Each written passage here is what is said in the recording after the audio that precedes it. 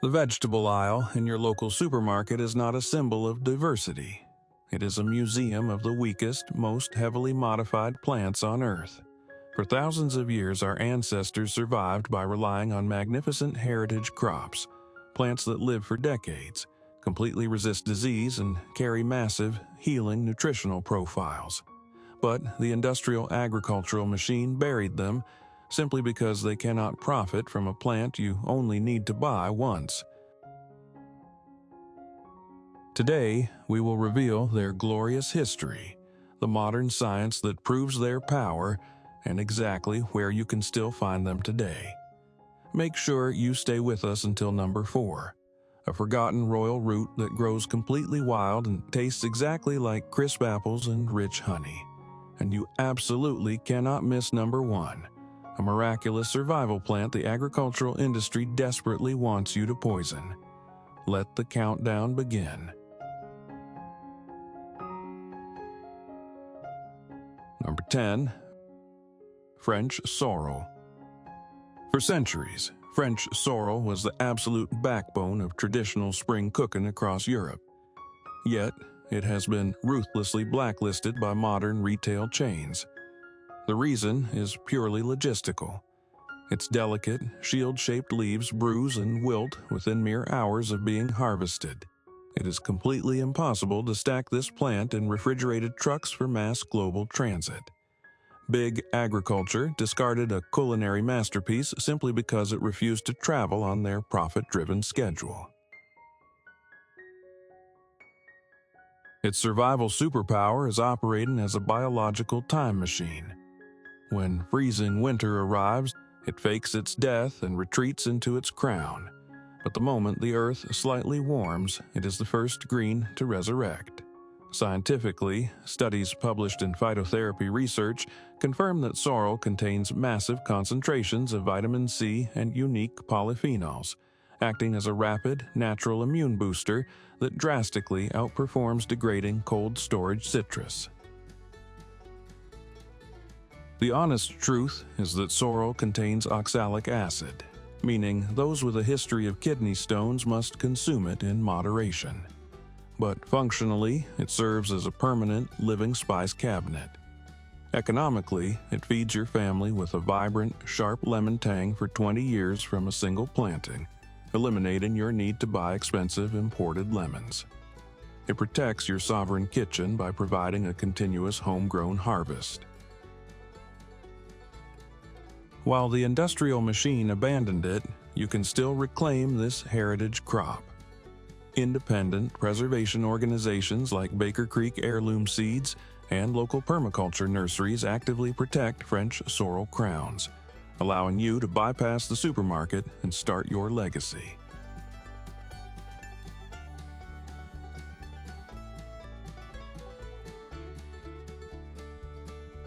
Number 9.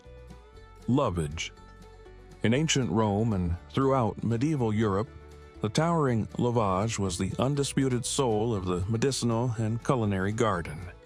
Today, it has been entirely pushed to the margins to make way for commercial celery. Supermarkets boycott Lovage because celery is a weak, waterlogged annual that responds rapidly to synthetic chemical fertilizers, allowing megafarms to harvest and sell it continuously in massive, profitable, plastic-wrapped volumes. The superpower of Lovage is its sheer, unyielding architectural permanence. A single root will live for decades, shooting up to 6 feet tall every spring. Scientifically, research in the Journal of Essential Oil Research shows that Lovage possesses exceptionally high concentrations of ligustolide and quercetin, compounds that act as potent natural digestive aids and broad-spectrum antimicrobial agents. The honest warning is its overpowering strength. Its flavor is 5 times more intense than conventional celery, meaning a heavy hand can easily overwhelm a dish. Economically, however, one plant seasons your soups for decades. It functions as a live-in apothecary, protecting your gut health while feeding your family with massive, deep flavors, completely eliminating the recurring cost of buying chemically sprayed celery hearts. Big agriculture wants you addicted to their weak celery, but you can break free.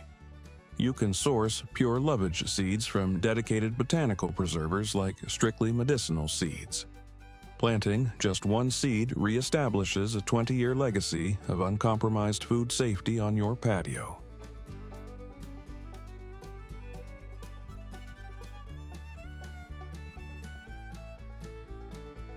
Eight, Osa, New Zealand Yam. The ancient Incas relied heavily on this resilient, neon-colored tuber to survive the freezing, unforgiving altitudes of the Andes.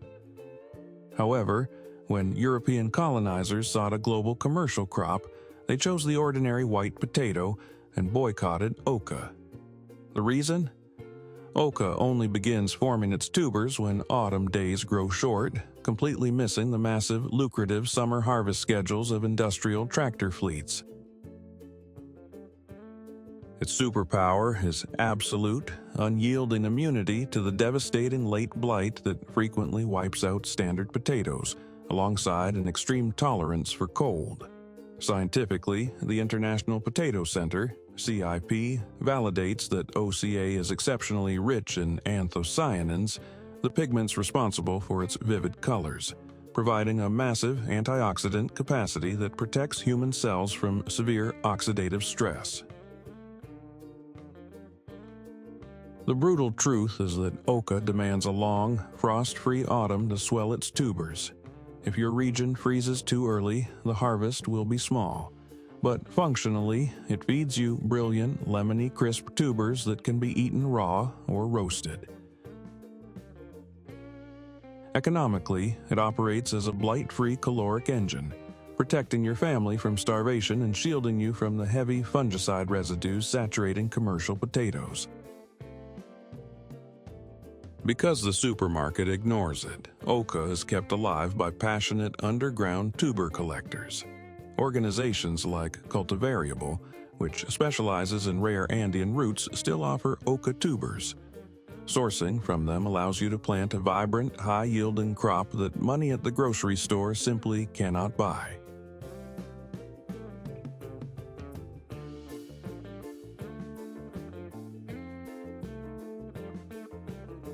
Number 7. Sea kale.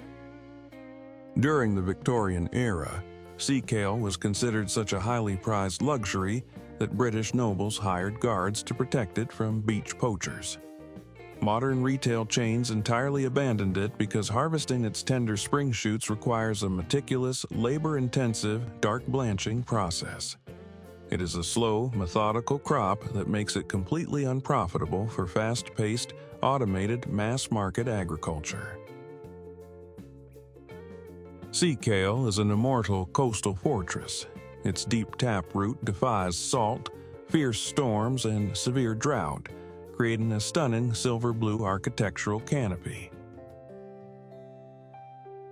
Scientifically, the Journal of Agricultural and Food Chemistry proves that the young shoots of sea kale contain extraordinarily high levels of glucosinolates, heavily outpacing standard broccoli in activating critical phase 2 detoxification enzymes in the human liver.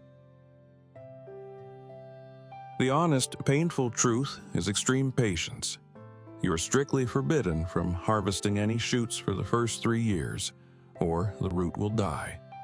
However, economically, once mature, it functions as a permanent luxury food source. It feeds you ultra-premium asparagus-like shoots every spring for a lifetime, protecting your cellular health while completely freeing you from inflated gourmet restaurant prices. You will never find sea kale seeds in a big box hardware store. To secure this royal crop, you must turn to dedicated permaculture networks like the Experimental Farm Network. By bringing these seeds to your patio, you establish a generational heritage plant that embodies the absolute peak of genuine food independence.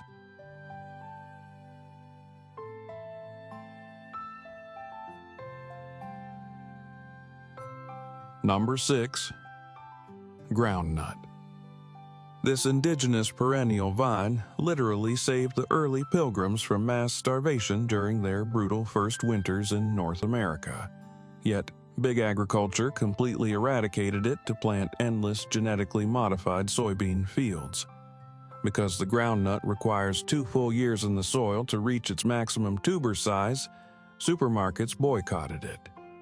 It is the ultimate enemy of the quarterly corporate profit report. The groundnut's superpower is operating as a self-fertilizing engine. Its vines pull nitrogen from the atmosphere to feed its own soil while endlessly multiplying a chain of tubers underground. Scientifically, Louisiana State University, LSU, confirms these tubers contain 3 times the protein of white potatoes and are packed with genistein, a highly potent isoflavone that actively prevents human bone density loss.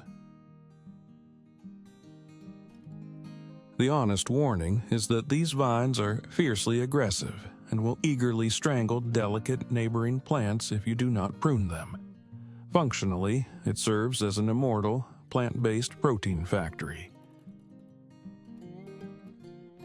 Economically, it feeds your family with heavy, highly nutritious carbohydrates, protecting you against food shortages and completely eliminating the cost of synthetic nitrogen fertilizers. The industrial food chain tried to erase it, but indigenous seed keepers and native plant conservatories refused to let it die. You can still purchase these life-saving tubers from specialized agroforestry banks like Oikos Tree Crops. Planting them connects you directly to a deeply resilient, unbroken chain of survival.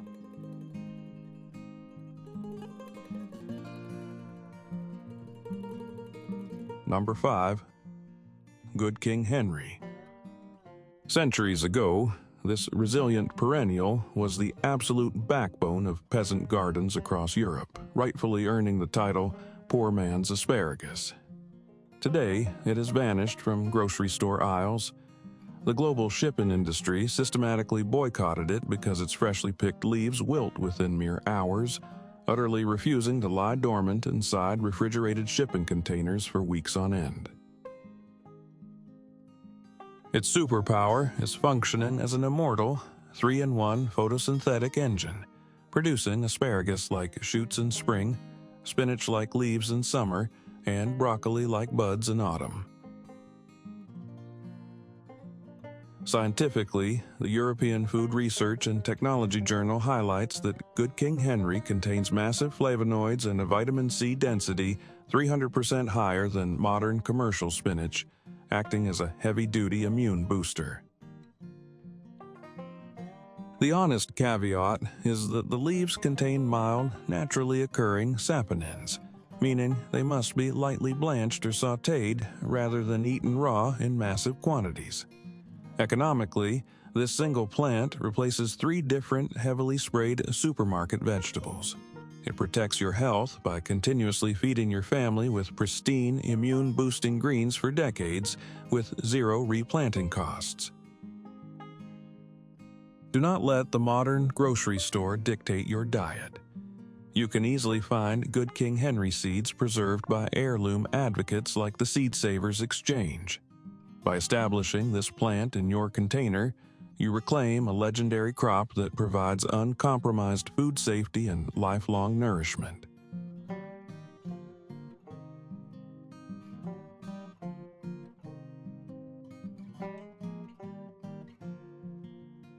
Number 4. Skirret. In the ancient world, skirret was considered so highly valuable that the Roman Emperor Tiberius famously demanded it as tribute instead of gold. Throughout the Middle Ages, it was the undisputed king of sweet root vegetables, yet it was systematically destroyed by the industrial peeling machine. Its branching, wild, and twisted roots could not be uniformly processed on a factory assembly line, so supermarkets boycotted it for the straight, flavorless modern carrot. Skirret's ultimate survival superpower is that it grows completely wild and requires absolutely 0 human intervention, multiplying aggressively underground while shrugging off freezing temperatures. Scientifically, Research published in the Journal of Ethnopharmacology confirms it contains potent polyacetylenes that offer severe anti-inflammatory protection, while its unique soluble fibers ensure its intense sweetness never triggers a dangerous blood sugar spike. The brutal, honest truth is that cleaning these twisted, knobby roots requires real patience. You cannot easily peel them. You must scrub them vigorously and roast them whole. But the payoff is extraordinary. They deliver a deeply complex flavor that perfectly mimics crisp apples and rich honey. Economically, it functions as a permanent, free carbohydrate.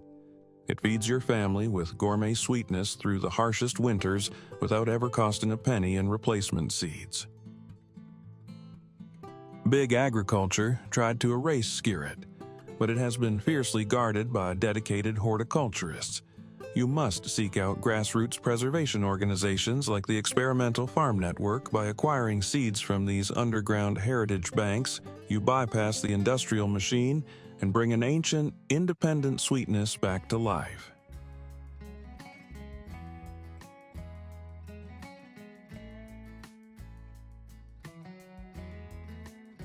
Number 3. Watercress. In the 19th century, watercress was the critical survival food for the impoverished working class of London. Today, it has been pushed out of the mainstream diet. Mega farms boycotted it because its cultivation demands continuous, pristine water sources, highly incompatible with dry, chemically scorched industrial fields. Now, it only appears as a heavily marked up, overpriced garnish in elite Michelin-starred restaurants. Its superpower is a relentless, semi-aquatic immortality. It grows with explosive vigor using nothing but a shallow pool of water, completely mastering damp, shaded corners where other vegetables rot.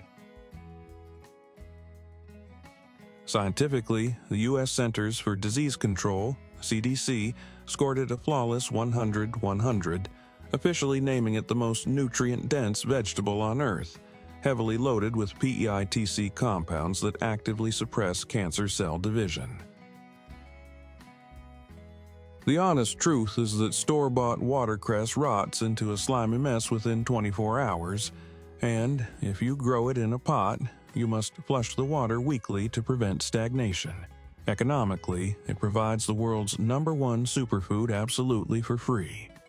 It functions as a sovereign health shield, feeding you peppery, cancer-fighting greens endlessly without you ever paying luxury grocery prices. You do not need an elite supplier to start this crop. You can buy heirloom seeds from Baker Creek, or simply buy a fresh, organic sprig from a local market, place it in a glass of water until roots form, and plant it in a flooded gravel tray. Nature's greatest superfood is still entirely within your reach.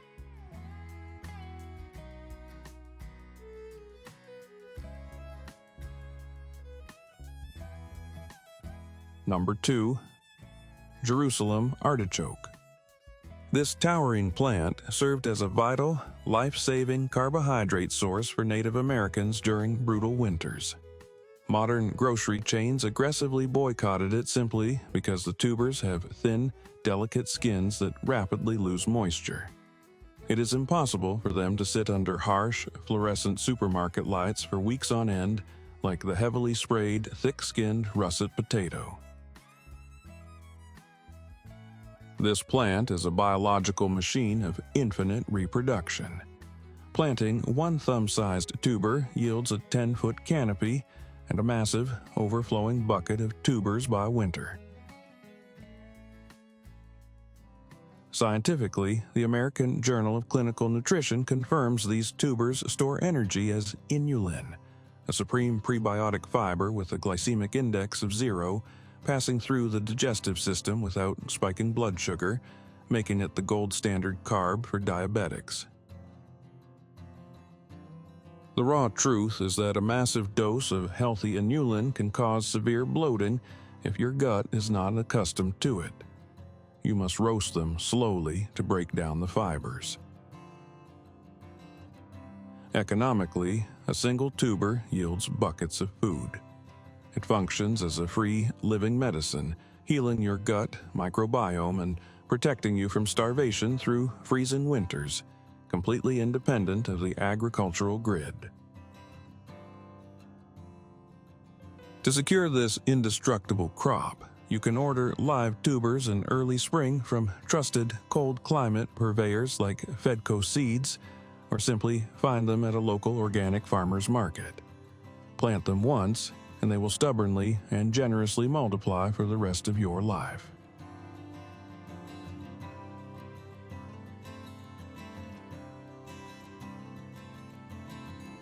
Number 1. Purslane. For centuries, the ancient Greeks consumed this succulent daily as a sacred medicine for longevity. Today, the industrial agricultural machine has maliciously boycotted and mislabeled it as a noxious weed, training homeowners to buy toxic herbicides to eradicate it. Supermarkets reject it because its wild, sprawling, ground-hugging habit cannot be mechanized, harvested by machines, or neatly boxed. Purslane's superpower is a terrifying, unyielding resistance to death. It thrives in scorching concrete cracks at 100 degrees, using its fleshy leaves to hoard morning dew against devastating droughts. Scientifically, the University of Colorado verifies that purslane contains the highest concentration of omega-3 fatty acids, ALA, in the entire leafy green botanical world, alongside natural melatonin to actively regulate human sleep cycles. The honest warning is that if you forage it from a wild urban sidewalk, you must wash it aggressively to remove environmental toxins. Economically, it entirely replaces $30 bottles of rancid, processed fish oil pills. It functions as a neurological protector, feeding you crisp, lemony, succulent greens every morning for free, thriving purely on your neglect. Big Ag wants you to poison it, but you can cultivate it as a prized possession. You can buy cultivated large-leaf golden purslane seeds from Strictly Medicinal Seeds, or simply take a clean cutting from an organic garden and press it into a pot. You're not planting a weed. You're establishing the absolute pinnacle of genuine food independence.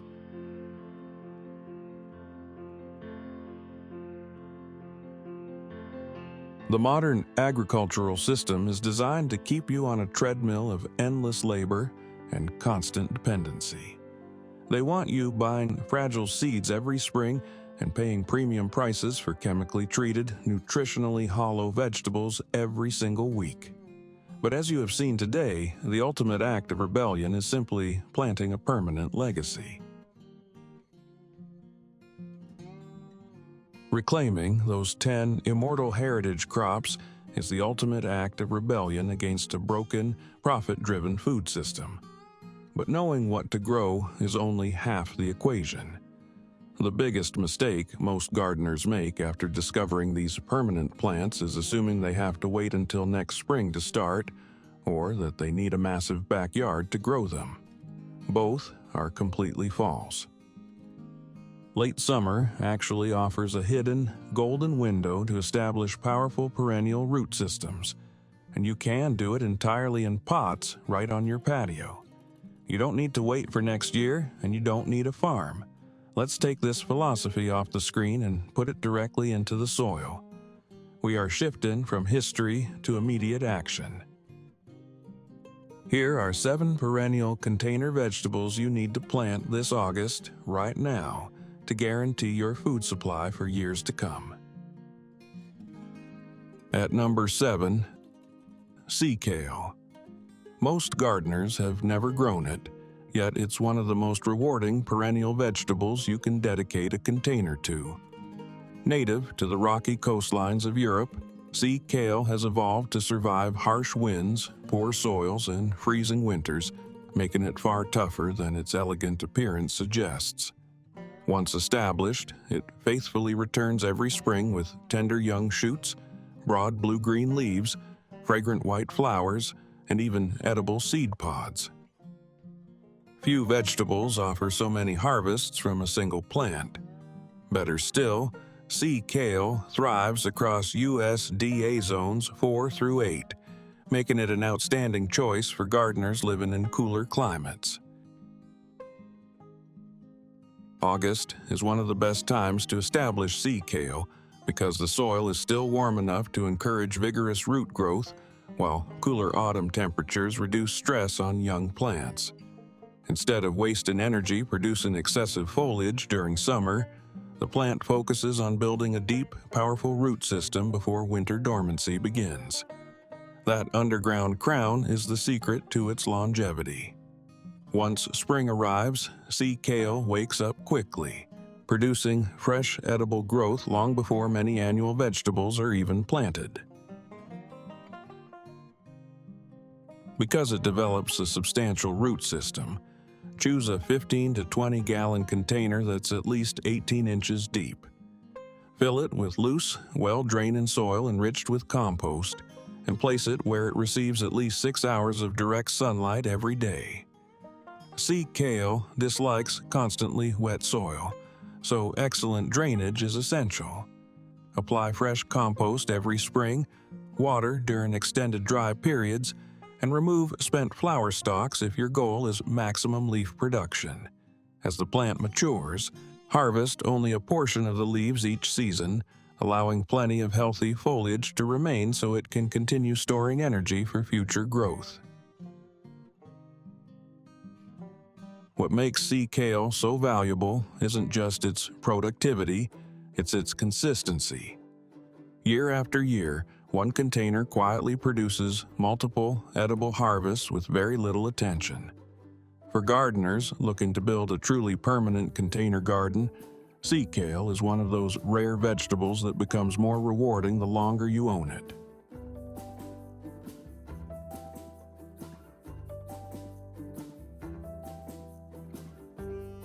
At number 6, Good King Henry. While spinach has long been considered one of the healthiest leafy greens, it comes with one major frustration. It disappears as soon as summer heat arrives. Good King Henry offers a completely different experience. Often called perennial spinach, this old European cottage garden vegetable has been feeding families for centuries without needing to be replanted every year.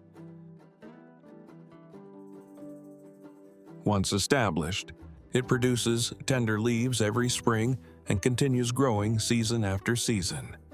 Even the young shoots and unopened flower buds are edible, giving you several different harvests from a single plant.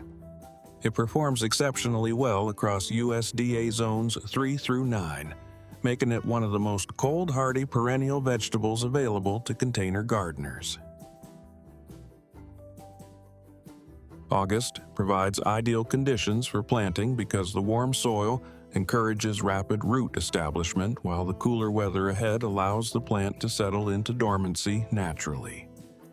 Instead of struggling through intense summer temperatures, Good King Henry spends autumn strengthening its underground root system. By next spring, that investment pays off with vigorous new growth weeks before many annual greens have even germinated. Planted in a 10 to 15 gallon container filled with fertile, compost-rich soil that drains well while retaining enough moisture for consistent growth. It performs best in full sun across cooler climates, but appreciates light afternoon shade in warmer regions. Keep the soil evenly moist, refresh the surface with compost every spring, and harvest leaves regularly without stripping the plant bare. Removing only the larger outer leaves encourages continuous new growth while allowing the crown to remain strong and productive for years. Good King Henry perfectly represents the philosophy behind perennial gardening.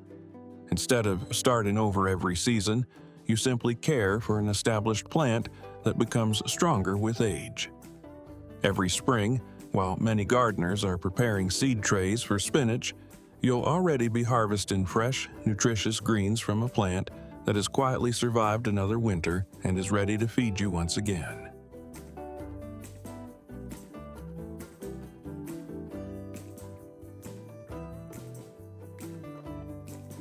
At number 5, Lovage.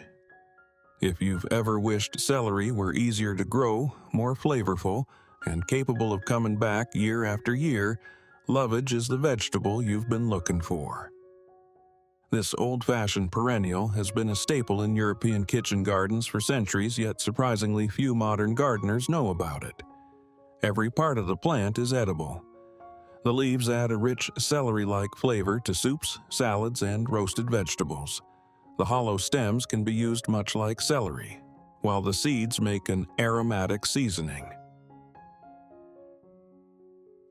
Once established, Lovage returns every spring larger and more productive than the year before, making it one of the most dependable perennial vegetables you can grow. It thrives throughout USDA zones 3 through 8, where cold winters naturally trigger its annual cycle of dormancy and vigorous spring growth.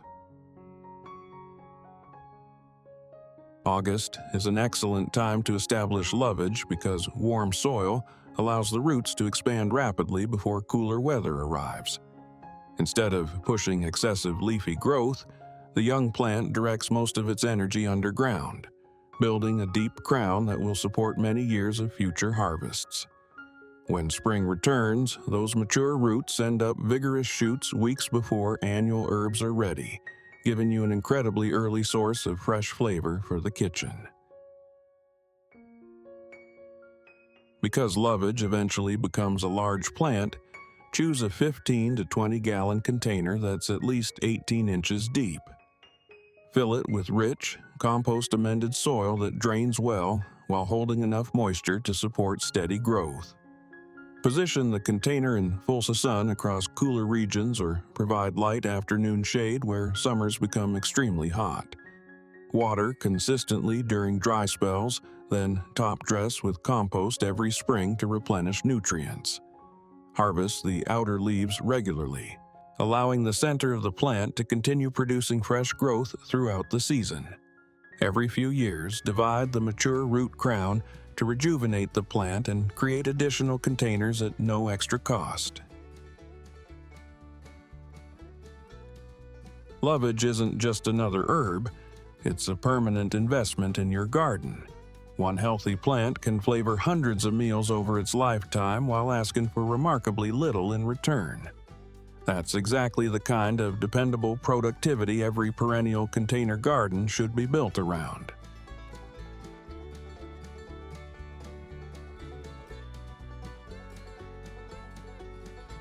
At number 4, sorrel. While most leafy greens disappear as soon as hot weather arrives or winter settles in, sorrel quietly ignores both problems. This remarkable perennial has earned a loyal following because it returns every spring without fail, producing bright green leaves long before lettuce, spinach, or kale are ready to harvest. Its fresh lemony flavor instantly brightens soups, salads, sauces, egg dishes, and sandwiches, making it one of the most versatile greens in the garden. Better still, once planted, sorrel continues rewarding gardeners year after year with very little maintenance. It grows successfully throughout USDA zones 3 through 9, making it one of the most adaptable perennial vegetables available for container gardening. August is one of the best months to establish sorrel because the remaining warmth encourages rapid root growth, while the cooler weeks ahead allow the plant to prepare naturally for winter dormancy. Rather than wasting energy producing endless leaves during late summer, sorrel focuses on building a dense underground crown.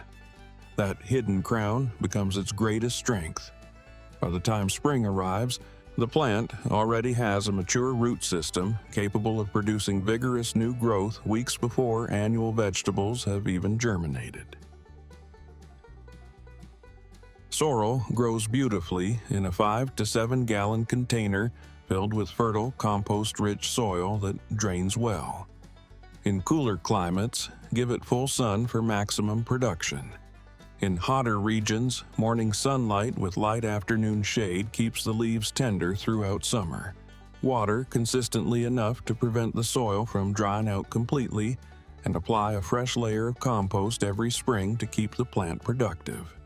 Whenever flower stalks appear, remove them promptly so the plant continues investing its energy into producing flavorful leaves instead of seeds. Every 3 or 4 years, divide the mature crown and you'll have several new plants without spending another dollar. One of the greatest advantages of sorrel is how effortlessly it extends the gardening season. While many gardeners are still waiting for their spring vegetables to emerge, you'll already be harvesting fresh handfuls of nutritious greens from a plant that's quietly been preparing all winter. Few perennial vegetables deliver such reliable harvests with so little work, which is why sorrel deserves a permanent place in almost every container garden.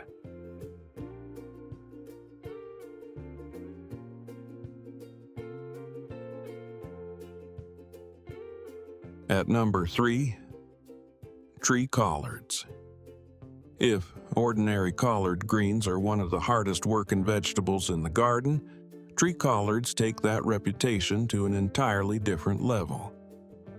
Unlike traditional collards that are usually grown as annuals or biennials, tree collards develop thick woody stems and continue producing harvest after harvest for years. In mild climates, a single mature plant can provide fresh leaves during nearly every month of the year. Their large blue-green leaves are rich in vitamins, hold up beautifully in soups, stews, stir-fries, and smoothies, and even become sweeter after cool weather arrives. For gardeners looking to maximize food production from a single container, very few perennial vegetables can match their consistency. Tree collards perform best across USDA zones 7 through 10, where winters remain relatively mild and the plants can continue growing year after year. August is one of the smartest times to establish tree collards because the remaining warmth encourages vigorous root growth without exposing young plants to the intense heat of midsummer. During autumn, the plant quietly strengthens its root system while producing moderate new growth. By the following spring, it already has a strong foundation capable of supporting rapid leaf production. Instead of spending weeks recovering from transplant shock, mature plants immediately begin pushing out fresh harvests. Tree collards appreciate a 15 to 20 gallon container filled with fertile, well-draining soil rich in organic matter. Position the container where it receives at least 6 hours of direct sunlight each day, although light afternoon shade is beneficial in extremely hot climates. Water deeply whenever the top inch of soil becomes dry, then refresh the container every spring with compost and a balanced organic fertilizer. Harvest the older outer leaves first while leaving the growing tip untouched. This simple habit allows the plant to continue producing fresh foliage month after month without slowing its overall growth. Perhaps the greatest advantage of tree collards is that they reward patience.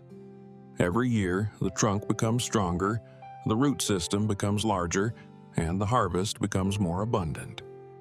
Rather than restarting your leafy green garden every season, you'll simply continue harvesting from a plant that's already been quietly feeding you for years.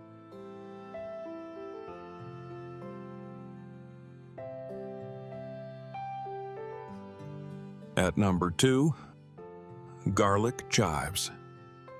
Every perennial container garden needs at least one vegetable that asks for almost nothing yet gives back continuously, and garlic chives fit that description perfectly. While many gardeners grow them as a simple herb, they're actually one of the most productive perennial vegetables you can own. Their flat green leaves combine the freshness of chives with the gentle flavor of garlic, making them perfect for soups, dumplings, stir-fries, noodles, omelets, salads, and countless everyday meals. As an added bonus, the beautiful white flowers bloom in late summer, attracting bees, butterflies, and other valuable pollinators while remaining completely edible themselves. Garlic chives grow reliably across USDA zones 3 through 9, thriving through freezing winters before returning stronger every spring. August is one of the ideal planting times because the warm soil allows roots to establish quickly before winter dormancy begins. Instead of rushing to produce endless leaves, young plants spend autumn building dense underground clumps that become the engine for future harvests. By early spring, those mature roots send up vigorous green shoots long before many annual herbs have even been planted. That's why experienced gardeners often consider garlic chives one of the earliest and most dependable harvests of the entire growing season. A 3 to 5 gallon container is usually enough for one healthy clump, although larger pots allow the plant to spread comfortably over time. Fill the container with loose, fertile soil enriched with compost and place it in full sun or light afternoon shade. Water consistently, but avoid leaving the soil constantly saturated. The secret to endless production is surprisingly simple: harvest often. Frequent cutting encourages fresh new leaves to replace the old ones, keeping the plant productive throughout the growing season. Every 3 or 4 years, divide crowded clumps and replant them into additional containers, giving yourself an unlimited supply of new plants completely free. Few vegetables deliver so much value from such a small space. One container can provide fresh harvests for years, attract beneficial insects, and continuously multiply with almost no maintenance. It's exactly the kind of dependable, low-effort crop that belongs in every long-term container garden, which is why garlic chives earn the number 2 spot on today's countdown.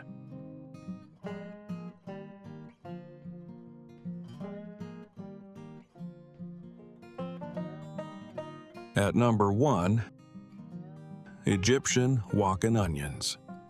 If there is one perennial vegetable that truly embodies the idea of plant once, harvest for years, this is it. Unlike ordinary onions that finish their life cycle after a single season, Egyptian walking onions return every spring and gradually multiply on their own. Instead of producing seeds, mature plants grow clusters of tiny bulbils at the top of each stalk. As those bulbils become heavier, the stalk bends to the ground, where they root and develop into new plants. Over time, the patch slowly expands all by itself, which is exactly how this remarkable vegetable earned its nickname. Exceptionally hardy and dependable, Egyptian walking onions thrive throughout USDA zones 3 through 9, surviving freezing winters and coming back stronger each year. August is an excellent time to establish them because the warm soil encourages rapid root growth before winter dormancy begins. During autumn, the plants quietly build a strong underground root system, allowing them to emerge quickly once temperatures warm in spring. In many gardens, they're among the very first edible crops ready for harvest, providing fresh green onions weeks before annual vegetables are even planted. Grow them in a 7 to 10 gallon container filled with fertile, well-draining soil and place the pot in full sun for the best production. Water regularly during dry periods and refresh the surface with compost every spring to keep the plants vigorous. Every few years, divide crowded clumps to create additional containers completely free. Nearly every part of the plant is edible, from the tender green leaves and underground bulbs to the miniature top bulbils. Few vegetables combine productivity, resilience, and self-propagation quite like Egyptian walking onions. One container can provide years of reliable harvests while quietly multiplying on its own with very little effort. It's the perfect example of how a perennial garden becomes more valuable with time, making Egyptian walking onions our number 1 choice for every serious container gardener.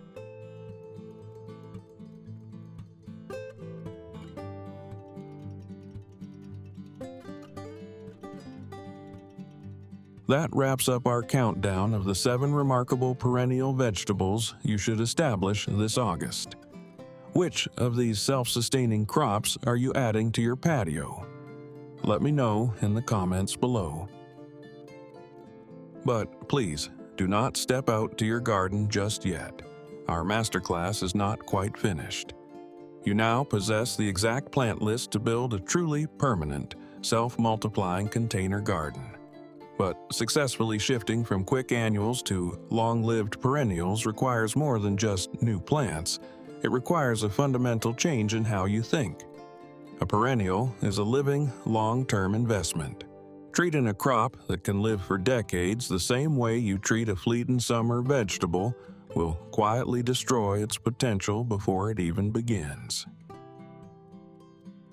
Before you place a single root into the soil, we must secure their future. Let's shift our focus from selecting the right plants to mastering their long-term survival. Here are the 3 silent, critical mistakes that can ruin even the healthiest perennial container garden, and exactly how you can navigate them flawlessly. Let's look at bonus tip number 1. Bonus tip. Number 1. Don't overharvest during the first year. One of the biggest mistakes new gardeners make is getting too excited too soon. After waiting weeks or even months for their perennial vegetables to become established, they begin harvesting every leaf, every shoot, and every stem the moment it appears. It feels rewarding at first, but overharvesting during the plant's first season can dramatically weaken its future performance. Unlike annual vegetables, perennial crops aren't simply trying to survive one growing season. They're building an underground reserve of roots, crowns, and stored energy that will support years of future harvests. Every leaf left on the plant acts like a tiny solar panel, producing the energy needed to strengthen that long-term foundation. During the first year, harvest lightly, or in some cases, not at all. Allow plants like sea kale, sorrel, garlic chives, and tree collards to focus on establishing themselves rather than producing food for your kitchen. The reward comes later. A perennial that's allowed to mature properly often becomes far more productive than one that's constantly harvested while it's still young.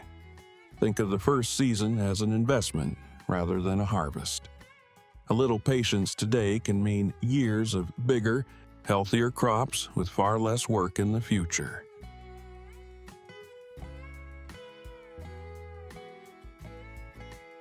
Bonus tip number 2. Refresh the soil.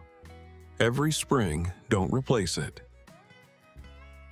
Many gardeners assume container soil has to be completely replaced every year. With perennial vegetables, that's usually unnecessary, and sometimes even harmful.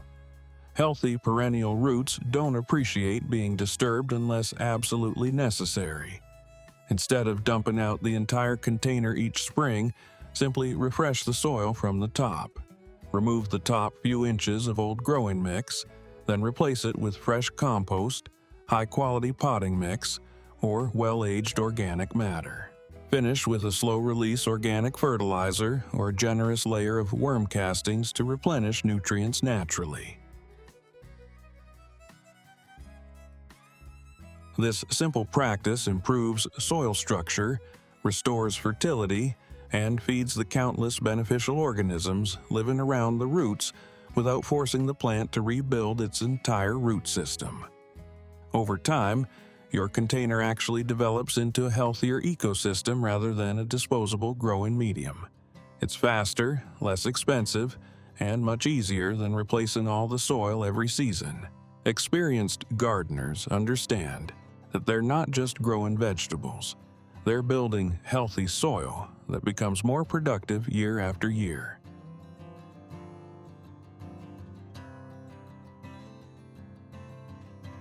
Bonus tip number 3. Protect the roots. During winter. Many perennial vegetables can survive freezing temperatures surprisingly well, but their roots are far more vulnerable inside containers than they would be in the ground. In a garden bed, surrounding soil naturally insulates the root system. A container, however, is exposed to freezing air from every direction. During severe cold, roots can freeze much harder than they ever would underground, especially in smaller pots. Before winter arrives, add a thick layer of mulch, shredded leaves, or straw over the soil surface to help regulate temperature fluctuations. In colder regions, move containers against a south-facing wall, into an unheated garage, or wrap them with burlap or insulating material during extended freezes. Larger containers also provide better insulation than small ones because they contain much more soil around the roots. These simple precautions don't just help plants survive winter, they allow them to emerge stronger and healthier the following spring. Remember, protecting the roots is protecting next year's harvest. Planting those 7 perennials this August guarantees that your containers will wake up ready to produce next spring. You have successfully used the late summer window to build a resilient foundation for the next few years. But why stop at just a few years? If we are going to put the effort into building perennial containers, let's push the boundary of what a simple pot can actually achieve. Let's stop thinking in terms of seasons and start thinking in terms of decades.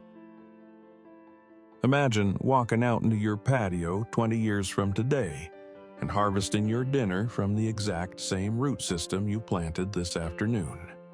At that point, you're no longer just growing food, you're building a living generational asset. Let's turn the page from immediate action to ultimate longevity. Here are 7 extraordinary perennial vegetables and herbs that you only need to plant once to harvest for the next 20 years. Kicking off our list at number 7 is French sorrel, a remarkable perennial green that acts as the very first herald of spring. While the rest of the garden is still asleep under the thawing frost, this resilient plant pushes its bright, shield-shaped leaves through the cold earth, completely unaffected by the lingering chill. Thriving effortlessly across a wide range of climates from the freezing winters of USDA Zone 3 all the way to the mild warmth of Zone 9, it is an absolute necessity for container gardeners who crave fresh harvests before the summer season even begins. You do not need a massive planter to accommodate its root system. A modest 3 to 5 gallon container is perfectly sufficient to house this plant for decades. What makes French sorrel truly exceptional is its profound longevity paired with an unforgettable flavor profile. You might expect a simple leafy green, but biting into a fresh sorrel leaf delivers a sharp, vibrant burst of lemon. Bright, acidic, and entirely surprising given that it contains no citrus whatsoever. This unique lemony tang made it a highly prized culinary staple in historical European kitchens long before lemons were commercially available. Planted in its small container, the root system establishes itself deeply and securely. Year after year, it expands its crown, producing denser and more abundant clusters of foliage. The harvesting technique is incredibly simple and perfectly suited for the continuous yield we desire. You merely harvest the outer leaves by pinching them off at the base. By leaving the inner crown intact, the plant is triggered to produce a continuous flush of new growth. As the intense heat of midsummer arrives, the plant may temporarily slow down or send up a tall flower stalk. Simply snip those flowers off immediately to redirect its vital energy back into producing edible leaves. When autumn brings cooler temperatures, French sorrel experiences a magnificent resurgence, offering a second massive harvest window. Because of its extreme cold tolerance, it survives brutal winters in its container with virtually no extra protection.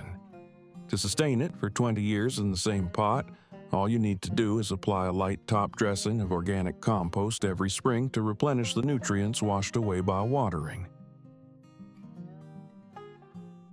You invest a few minutes planting it into a pot of rich, well-draining soil just once, and you're rewarded with a lifetime supply of zesty, bright greens that will elevate your salads, soups, and seafood dishes for decades. It is the ultimate low-maintenance perennial, asking for almost nothing while giving you the very first taste of spring.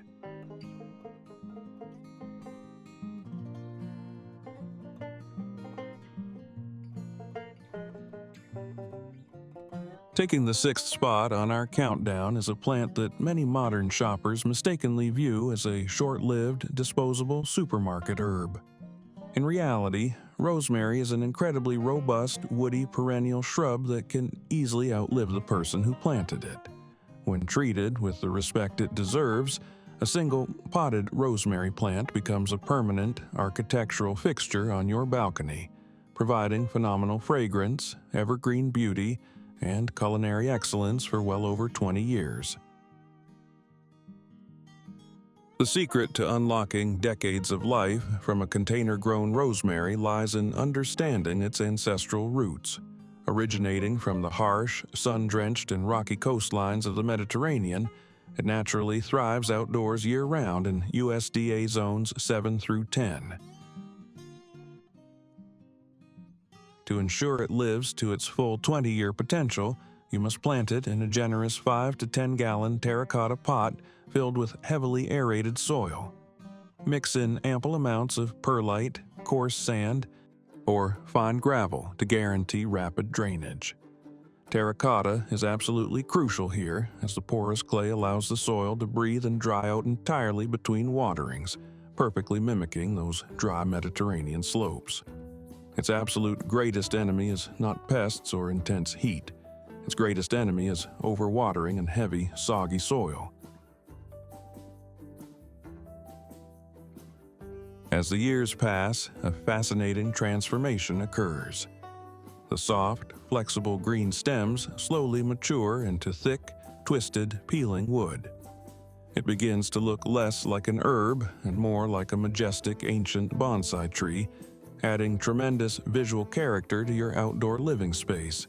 Throughout the entire year, regardless of the season, you can simply step outside with a pair of scissors and snip off a few resinous, pine-scented sprigs to elevate a roasted chicken, flavor a hearty winter stew, or infuse your olive oil. For gardeners living in colder regions below Zone 7, growing rosemary in a container is actually a massive strategic advantage rather than a limitation. When the freezing winter temperatures threaten to drop below freezing, you can simply carry the pot indoors, placing it near a bright, sunny window to comfortably ride out the winter months.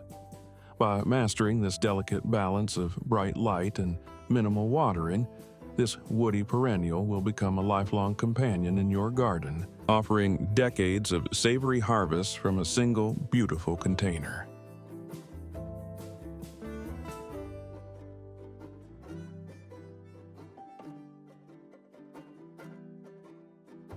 Arriving at number 5, we step into the realm of truly spectacular container gardening with the globe artichoke. This is not merely a vegetable, it is a magnificent architectural statement plant that will completely dominate the aesthetic of your patio. Growing an artichoke in a container feels like an act of defiance, proving that you do not need acres of open farmland to cultivate one of the most luxurious and physically imposing perennial crops in the world. To cultivate this Mediterranean native, which flourishes beautifully in USDA zones 7 through 9, you must provide it with the largest container you can possibly accommodate. Because of its massive, sprawling root system and heavy feeding requirements, you will need an expansive vessel holding at least 15 to 20 gallons of incredibly rich, compost-heavy soil. In return for this prime real estate on your balcony, it produces stunning, deeply serrated, silver-green foliage that arches gracefully over the edges of the pot. A single, healthy artichoke crown will typically live and produce robustly for 5 to 7 years. However, its true perennial magic, and the exact reason it makes our 20-year list, lies in its remarkable biological survival strategy. Long before the original mother plant begins to fade from old age, it will start sending up vigorous offshoots, commonly referred to as pups, directly from the base of its root system. By carefully separating these new pups and repotting them in fresh compost, or simply allowing one strong pup to take over the main container as the mother plant naturally dies back, your artichoke effectively clones itself. This endless cycle of renewal means that a single initial investment of seeds or a bare root crown will perpetuate indefinitely, keeping your container wildly productive for decades.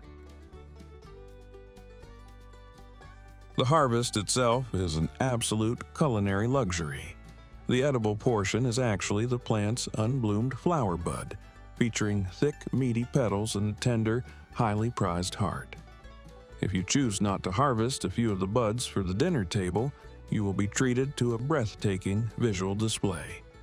The tight scales will eventually burst open into a massive, vibrant electric purple flower that acts as a powerful magnet for bees and butterflies. It is a true masterpiece of the perennial garden, merging high-end culinary production with striking ornamental beauty year after year.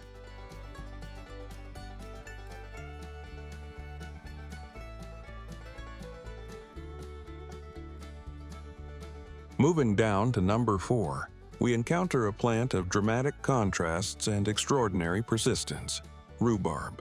It is a botanical oddity, technically classified as a vegetable, yet famously utilized in the kitchen almost exclusively as a fruit for sweet, comforting desserts. For the container gardener willing to practice patience, rhubarb represents one of the most reliable, enduring, and visually striking perennial investments you can possibly make. Rhubarb is deeply intertwined with the rhythm of the seasons. Unlike many crops that wilt at the first sign of frost, rhubarb actually demands a prolonged period of freezing winter temperatures to trigger its dormancy and prepare for the explosive growth of spring. This makes it an absolute powerhouse for gardeners in harsh, cold climates, specifically thriving in USDA zones 3 through 8. Because it develops a massive, fleshy root system known as a rhizome, it requires a profoundly large and deep container, holding a minimum of 15 to 20 gallons of soil rich in organic matter. During its very first year in the pot, you must exercise strict discipline. Do not harvest a single stalk. The plant needs this crucial, uninterrupted time to absorb sunlight and channel every ounce of energy down into establishing its permanent root structure. When the second and third springs arrive, your patience will be rewarded exponentially. The crown will erupt with gigantic, prehistoric-looking green leaves supported by thick, vibrant ruby red and bright pink stalks. These stalks are the prized harvest, offering an intensely tart flavor that perfectly balances the heavy sweetness of pies, crumbles, and homemade jams. It is vital to issue a strict safety warning here. The beautiful, massive leaves contain dangerously high concentrations of oxalic acid and are highly toxic. You must only consume the colorful stems. To keep a potted rhubarb thriving for 20 years, the maintenance is surprisingly minimal. You simply need to pull the root mass out and divide it every 5 years or so to prevent it from becoming root-bound and suffocating itself in the pot. By giving it fresh soil during this division, the plant rejuvenates entirely.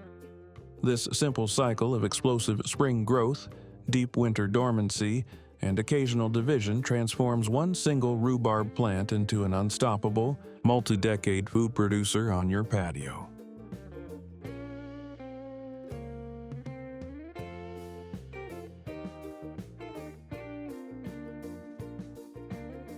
Claiming the third spot on our perennial countdown is a plant that will permanently eliminate your need to buy those expensive, flavorless jars of dried leaves from the grocery store. The bay laurel is a living piece of culinary history, a noble evergreen tree that can effortlessly adapt to life in a container. While it is technically a slow-growing tree rather than a traditional vegetable, its vital role in the kitchen makes it an absolute cornerstone of the long-term, self-sufficient patio garden. Perfectly suited for outdoor life in mild climates ranging from USDA zones 8 to 10, a bay laurel in the wild Mediterranean landscape can tower dozens of feet into the air. However, it possesses a unique biological trait that makes it perfect for urban gardeners. It actually enjoys being slightly root-bound. When confined to a spacious 10 to 15-gallon container, its growth slows down significantly, allowing you to easily manage its size and shape it into a beautiful, dense ornamental shrub. Because of this slow, deliberate growth habit, a potted bay laurel is not just a 10-year commitment. It is a permanent companion that can easily thrive for 50 years or more, outliving almost everything else on your balcony.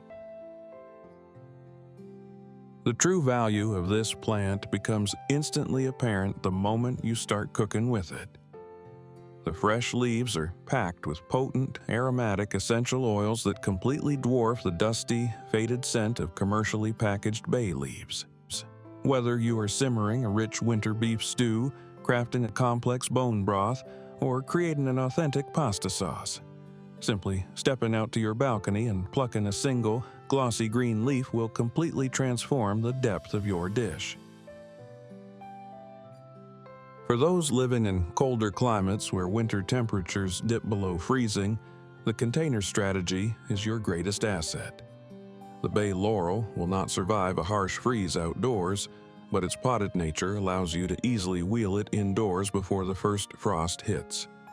Placed near a sunny window, it will serve as a gorgeous indoor houseplant throughout the winter, filling your home with its subtle, spicy fragrance. By simply protecting it from extreme cold and providing a well-draining potting mix, you secure a lifetime supply of world-class seasoning from one majestic plant.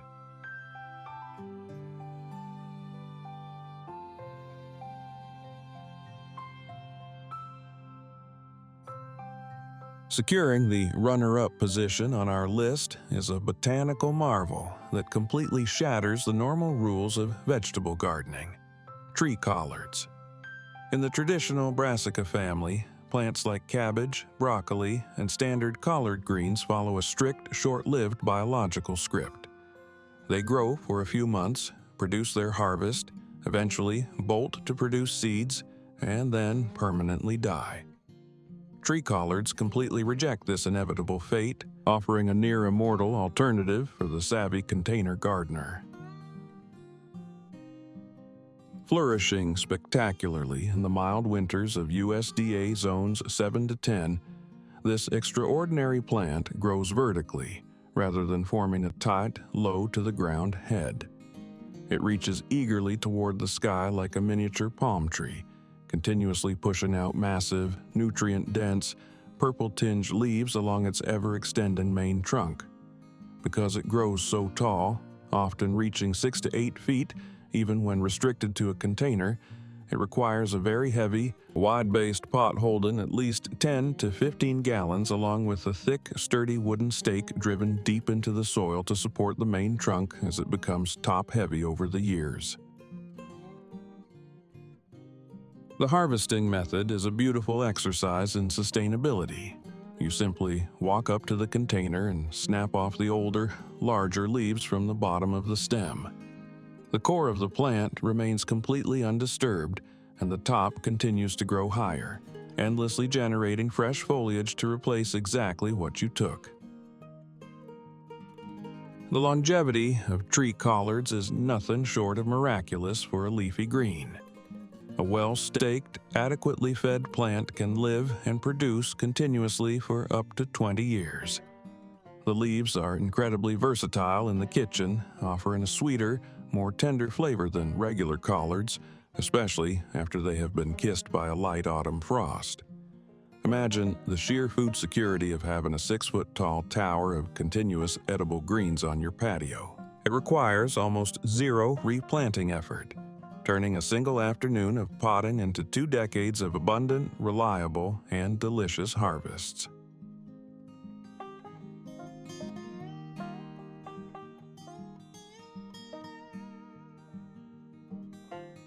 Finally, taking the absolute crown at number 1, we have the undisputed king of the perennial food garden, asparagus. There is no other vegetable that so perfectly captures the philosophy of plant once, harvest for a lifetime. While it requires the greatest initial investment of patience and discipline from the gardener, the compounding rewards it delivers over the decades are unmatched by any other container crop in existence. This legendary perennial is remarkably cold hardy, adapting beautifully to USDA zones 3 through 8. The journey of growing asparagus is a masterclass in delayed gratification. You begin by planting dormant, spider-like roots called crowns. To accommodate this expanding root network, you must forego standard tall pots in favor of a massive, shallow tub holding at least 20 gallons of loose, sandy, highly composted soil. For the entire first and second years, you are strictly forbidden from harvesting. When the young, tender spears emerge in the spring, you must resist the immense temptation to cut them. Instead, you must allow them to grow into towering, delicate, fern-like fronds. These massive green ferns act as solar panels throughout the blazing summer, capturing sunlight and driving massive amounts of energy deep down into the expanding roots. By the time the third spring arrives, the waiting is over, and the magic truly begins. The established crown will begin pushing up thick, succulent, vibrant green spears with astonishing speed. During the peak of the harvest window, the growth is so rapid that you can practically watch the spears get taller from morning to evening. You can confidently snap off these premium restaurant-quality spears for several weeks, enjoying a flavor and crispness that no grocery store can ever replicate. The true miracle of asparagus is its permanence. That single root crown you planted, nourished, and protected during its early years will repeat this exact explosive spring harvest cycle for 20, 30, or even 40 years. To sustain it in a container for decades, simply top-dress the soil with thick organic compost every winter while the plant is dormant. It is the ultimate testament to the power of perennial gardening, a single, patient act of planting that transforms a patio container into a permanent, generational food source.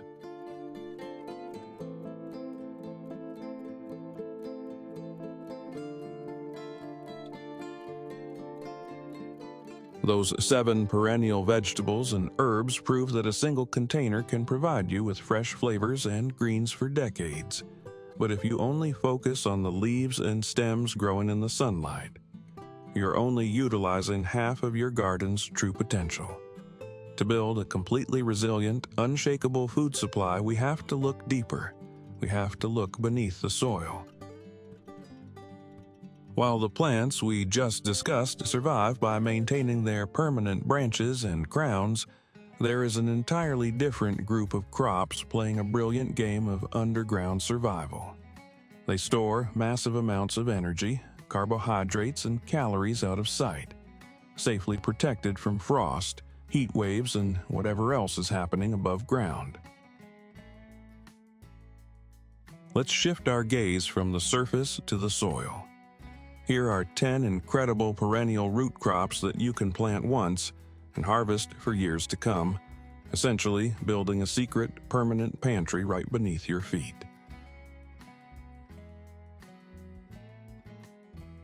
At number 10, Chinese artichoke, also known as crosn. This is one of those vegetables that looks almost too unusual to belong in an ordinary garden. The edible tubers are small, white, and strangely segmented, almost like tiny pieces of coral.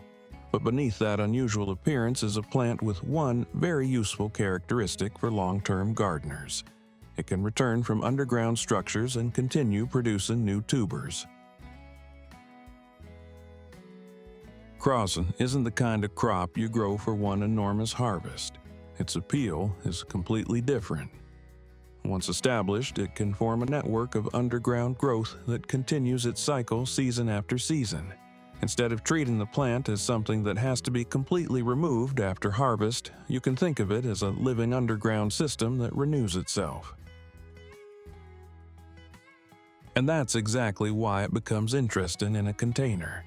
In a traditional garden bed, perennial root crops can sometimes become difficult to monitor.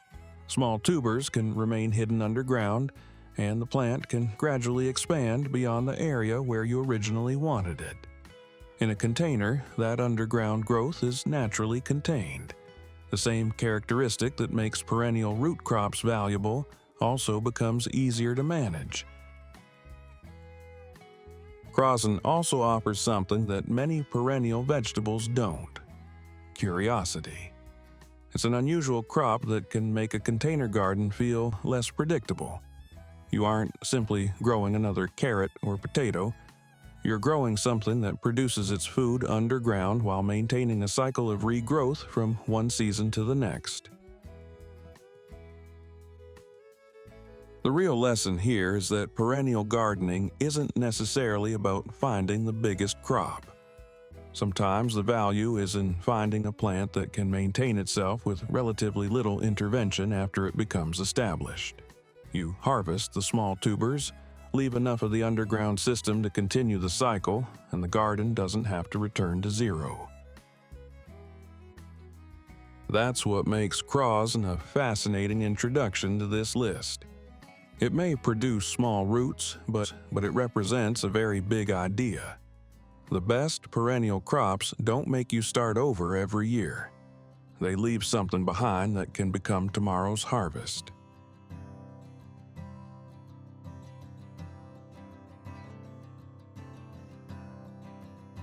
At number 9, arrowroot. Most gardeners think of root crops as plants you grow for one harvest, dig up, eat, and then replace. Arrowroot offers a completely different possibility. This tropical perennial develops underground rhizomes that store energy for the plant, allowing it to continue its growth cycle in return when conditions are favorable. Above the soil, it produces lush green foliage, but the real story is happening underneath. While the leaves capture sunlight, the rhizomes quietly store energy and prepare the plant for another season. That's what makes arrowroot so interesting for a long-term food garden. You're not simply growing a crop for this year, you're establishing an underground system that can potentially keep producing in future seasons. Instead of starting from zero with seeds or young plants every spring, an established arrowroot can begin its next cycle with an underground foundation already in place. The first season builds the system. Future seasons can build on it. For container gardeners, this underground growth pattern has another advantage. Some perennial root crops can spread aggressively when planted directly in the ground. A container gives you much more control over where the rhizomes develop. Instead of allowing the plant to slowly occupy an entire garden bed, you can keep its underground system contained and easier to manage. In this case, the container isn't simply a smaller garden. It becomes a way to control a perennial crop. Arrowroot also teaches an important lesson about perennial gardening.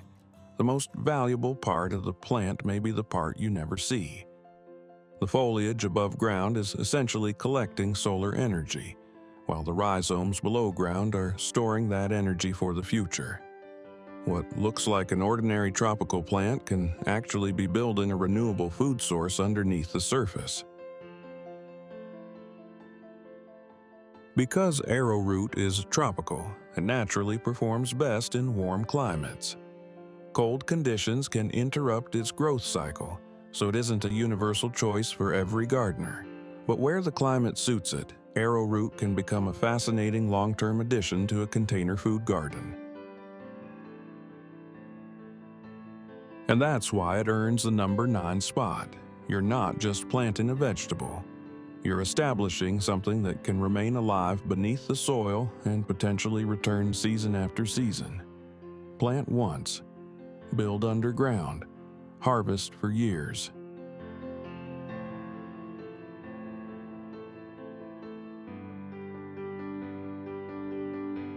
At number 8, oca, also known as New Zealand yam. This is one of those root crops that looks almost ordinary above the soil, but underneath it is building an entirely different kind of food system.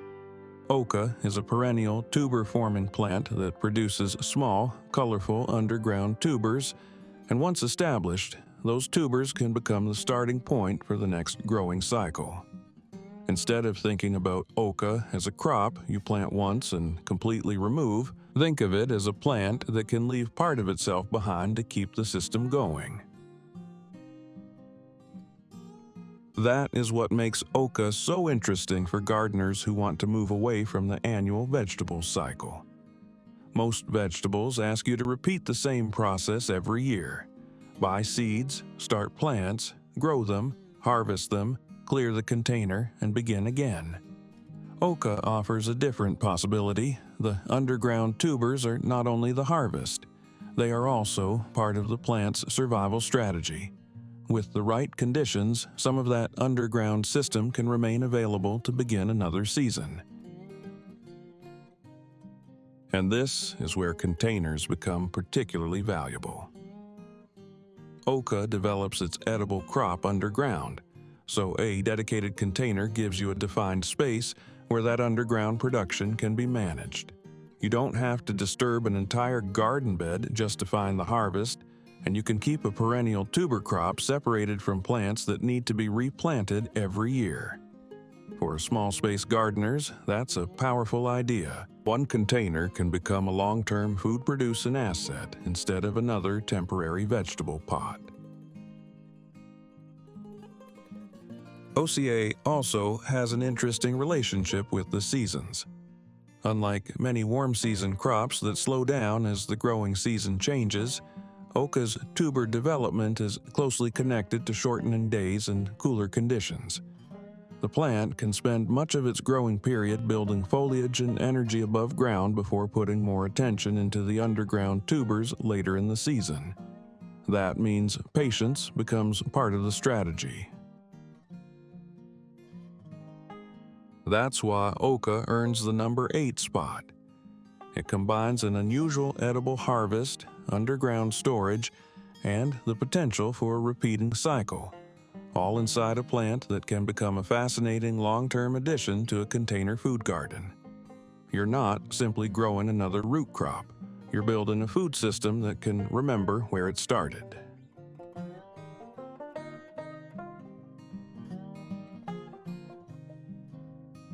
At number 7, taro. Taro is another perennial crop where the most valuable part of the plant develops below the surface. Above ground, its large leaves create a lush, tropical appearance, but underneath, the plant develops corms and underground structures that can help generate the next generation of plants. That ability to regenerate is what makes taro so interesting for a long-term food garden. Instead of thinking of it as a single harvest, think of it as a plant with a built-in renewal system. The underground corm can become part of the next cycle, meaning the garden doesn't necessarily have to return to zero after harvesting. And containers can make this system easier to manage. Taro appreciates consistent moisture and warm conditions, so a dedicated container gives you much more control over its growing environment than simply placing it somewhere in a mixed garden bed. More importantly, you can keep its underground growth contained and maintain it as a permanent part of your food garden. Taro also demonstrates another principle of perennial gardening. The plant itself can become your source of future planting material. Instead of constantly buying new seeds or plants, established underground structures can help maintain the cycle. Of course, taro isn't a plant for every climate. It prefers warmth and moisture, so gardeners in colder regions need to think about seasonal protection. But where conditions are suitable, it can become a remarkably productive long-term crop. That's why taro earns number 7. You're not simply growing a plant that produces food. You're building a renewable underground system where today's growth can help create tomorrow's harvest.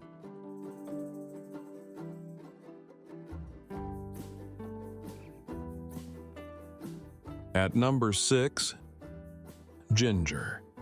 Most gardeners think of ginger as something you buy at the grocery store, not something that can become part of a long-term home food system. But ginger is actually a rhizome, and that changes everything. The part we eat is growing underground, where the plant stores energy and continues developing new growth. What makes ginger especially interesting is that you don't always have to think of the entire plant as a one-time harvest. An established rhizome can contain multiple growing points, allowing the plant to continue its cycle when conditions are favorable. Instead of treating every harvest as the end of the plant, you can think of the rhizome as both food and future planting material. That makes ginger a natural fit for the perennial mindset. Harvest from the system without destroying the entire system. Containers also give ginger an advantage, because the underground rhizomes remain contained and easy to manage. For gardeners with limited space, that's important. You can dedicate one container to a crop that produces its food underground without needing a large garden bed. Ginger does prefer warm conditions, so climate plays a major role in whether it can remain outdoors year-round. In colder regions, the goal is not to force it through unsuitable weather, but to protect the container or treat it as a seasonal crop with the potential to continue from healthy rhizomes. The real lesson from ginger is simple. A perennial food garden doesn't always have to be about harvesting the entire plant. Sometimes the smartest strategy is to take what you need while preserving the underground system that can produce again. That's why ginger earns the number 6 spot. One rhizome can represent both today's harvest and tomorrow's garden.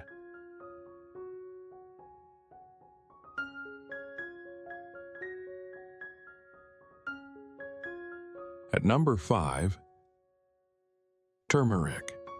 Most people know turmeric as the golden yellow spice found in kitchens around the world. But beneath its green foliage is something much more interesting for a long-term gardener. An underground network of rhizomes that stores energy and can continue the plant's life cycle.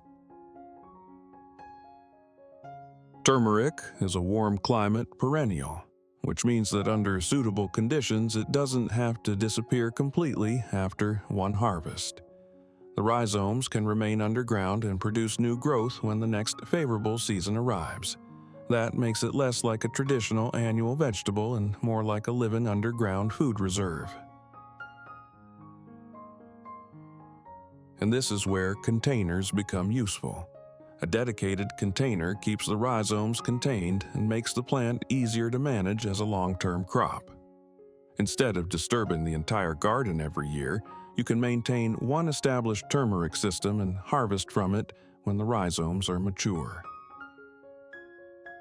There's also an important lesson in what you don't see.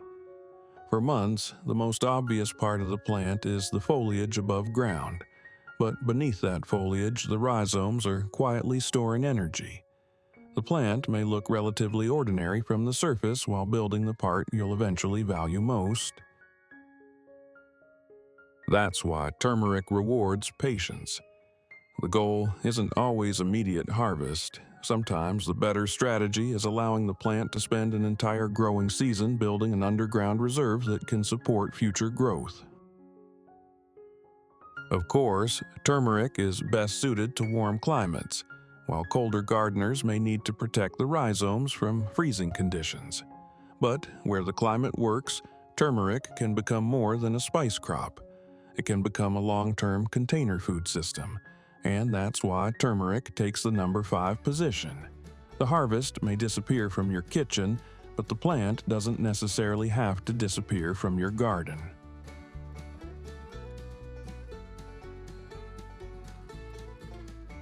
At number 4, yacon. This is one of those perennial crops that completely changes the way you think about what's happening beneath a container. Above ground, yacon grows into a large, lush plant with broad leaves. But underground, it develops large, edible storage roots that can become the real reward of the entire growing season. What makes yacon particularly interesting is its perennial growth habit.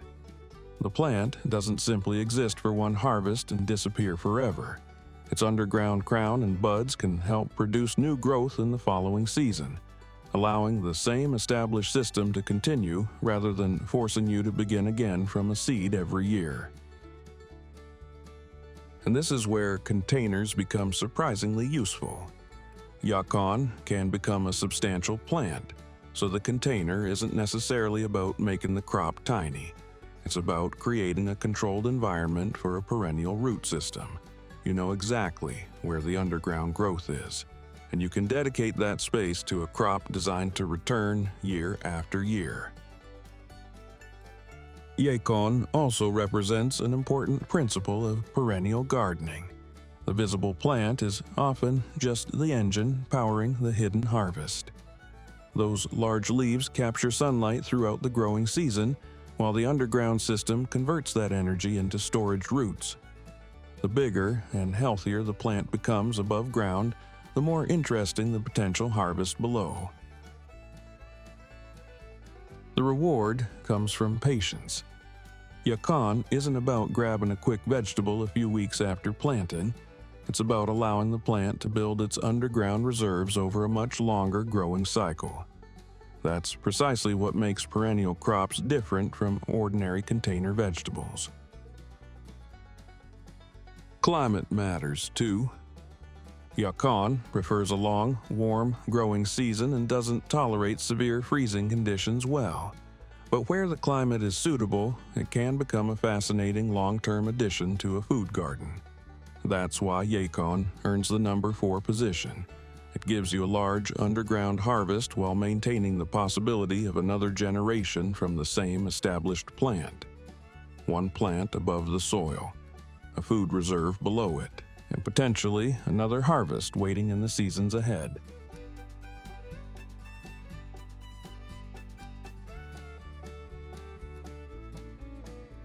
At number 3, American groundnut. If you've never heard of this plant, you're not alone. American groundnut is a native North American perennial vine that produces edible underground tubers, making it one of the most interesting forgotten food crops on this list. Above ground, it behaves like a climbing vine, which immediately gives it an advantage for container gardeners. Instead of demanding a huge horizontal footprint, the plant can use vertical space while developing its edible tubers underground. That creates a fascinating 2-level food system. The vines grow toward the sky while the harvest develops beneath your feet. But the real reason American groundnut makes this list is its perennial nature. The plant can survive through underground structures and return in future seasons. Some of those tubers can be harvested for food, while remaining underground material can help maintain the colony. That means you're not necessarily destroying the entire system every time you harvest. This is the kind of crop that perfectly represents the perennial mindset. You're not simply planting food, You're establishing a living system that can reproduce and expand underground while producing something edible at the same time. And containers can make that behavior much easier to manage. In open ground, a vigorous perennial vine and its underground tubers can eventually spread beyond the area you originally intended. A container creates boundaries. It turns a potentially sprawling underground system into something you can observe and control. American groundnut is also valuable because it reminds us that perennial food crops don't have to be exotic imports. Sometimes the most interesting options are plants that have been growing naturally in a region for generations, but simply disappeared from modern gardens. That's why it earns the number 3 spot. It combines vertical growth, edible underground tubers, perennial regeneration, and container-friendly control in one remarkable plant. And once you discover crops like this, the question changes from what should I plant next spring to something much more interesting. What food system can I establish now that will still be here next year?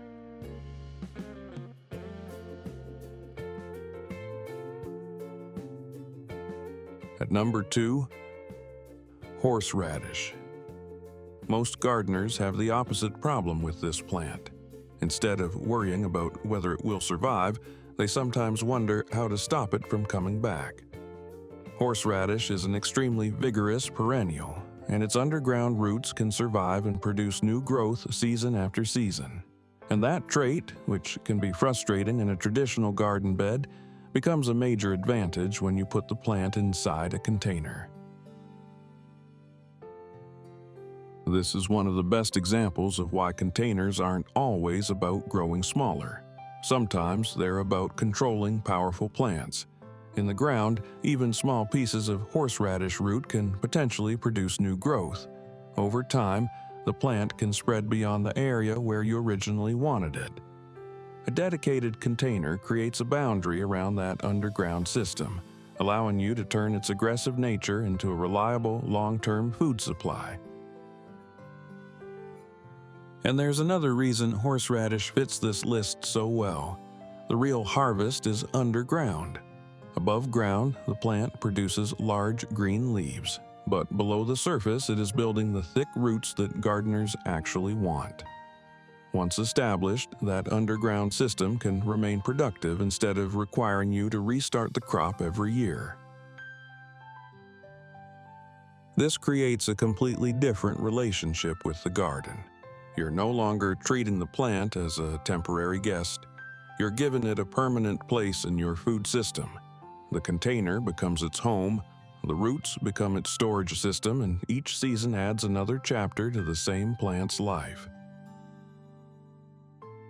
Of course, that doesn't mean you should completely ignore it. A vigorous perennial still needs to be managed, especially if you want to maintain a healthy and productive root system. But compared with delicate annual crops that need to be replanted every year, horseradish has one huge advantage: it's extremely difficult to kill. And that's exactly why it earns the number 2 position. The characteristic that makes horseradish troublesome in an open garden can make it incredibly valuable in a controlled container. You don't have to fight its persistence. You simply give that persistence a boundary.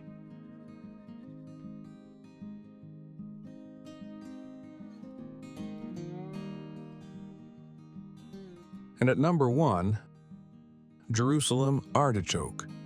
If this entire list is about finding plants that can turn one planting into years of potential harvests, Jerusalem artichoke may be the perfect example. Also known as sunchoke, this perennial produces edible underground tubers while sending tall stems and foliage high above the soil. The plant grows, stores energy underground, and leaves behind tubers capable of producing another generation. That's what makes it so powerful. You aren't dealing with a crop that has to be completely rebuilt every spring. The underground system can survive, multiply, and return.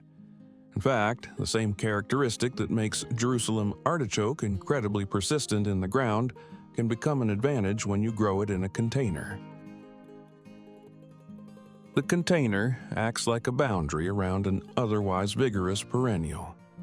Instead of allowing the plant to spread through an entire garden bed, you can dedicate one large growing space to it and keep its underground production contained. It's almost like having a permanent underground pantry that comes back to life every growing season. There's also something beautifully simple about the system. The tall stems above ground capture sunlight and turn that energy into underground storage. By the end of the season, the part you care about most is hidden beneath the soil. And when the next growing season arrives, some of those underground structures can become the starting point for new growth. That is the essence of perennial gardening. The harvest doesn't have to be the end of the plant. And Jerusalem artichoke takes that idea to an extreme. You can harvest the tubers you need while maintaining enough of the underground system to continue the cycle. Instead of constantly buying seeds, starting seedlings, and rebuilding your garden from scratch, you are maintaining an established food-producing system. That is why Jerusalem artichoke deserves the #1 spot. It isn't just a perennial vegetable, it's an example of what happens when a plant is allowed to build its own underground infrastructure.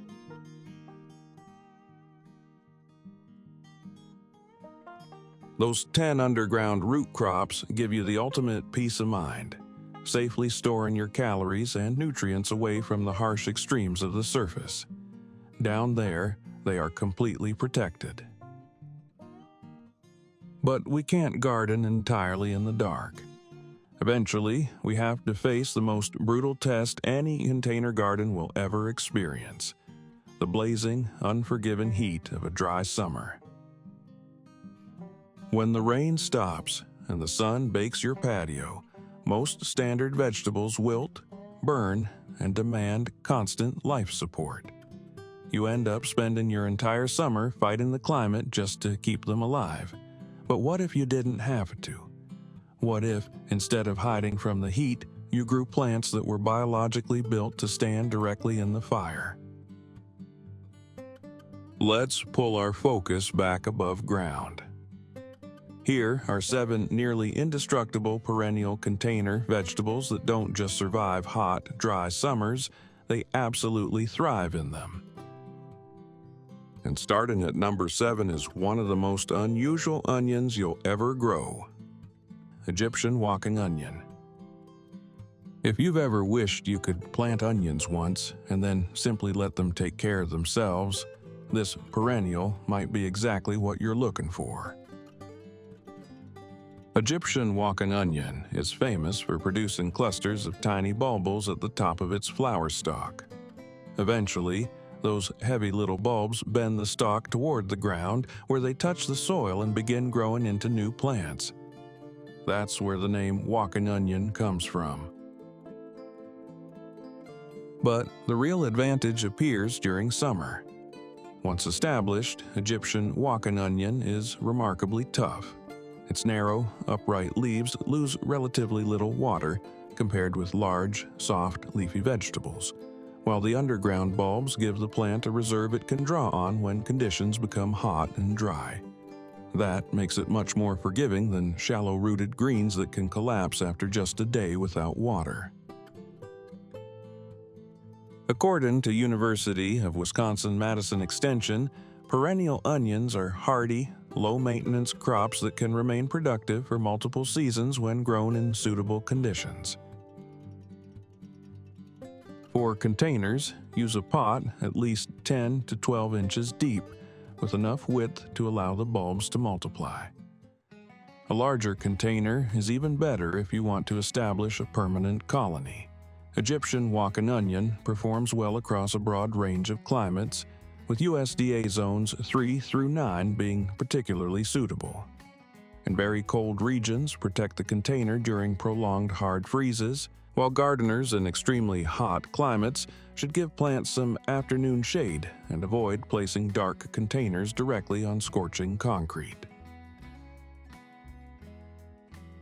But there's one mistake that can completely undermine its drought tolerance: watering it constantly just because the weather is hot. Once established, the goal isn't to keep the soil permanently wet. Overwatering can encourage weak growth and root problems. Instead, allow the upper layer of soil to dry slightly between deep waterings, then water thoroughly. During extreme drought, provide supplemental water, especially for newly established plants. The reward is a vegetable that keeps giving.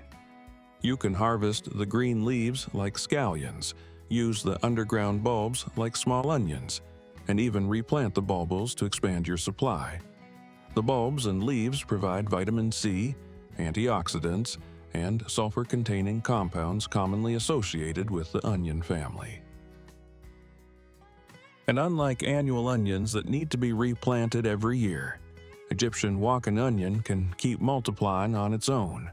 Plant it once, give it time to establish, and eventually the onion starts doing something most vegetables can't. It starts planting itself.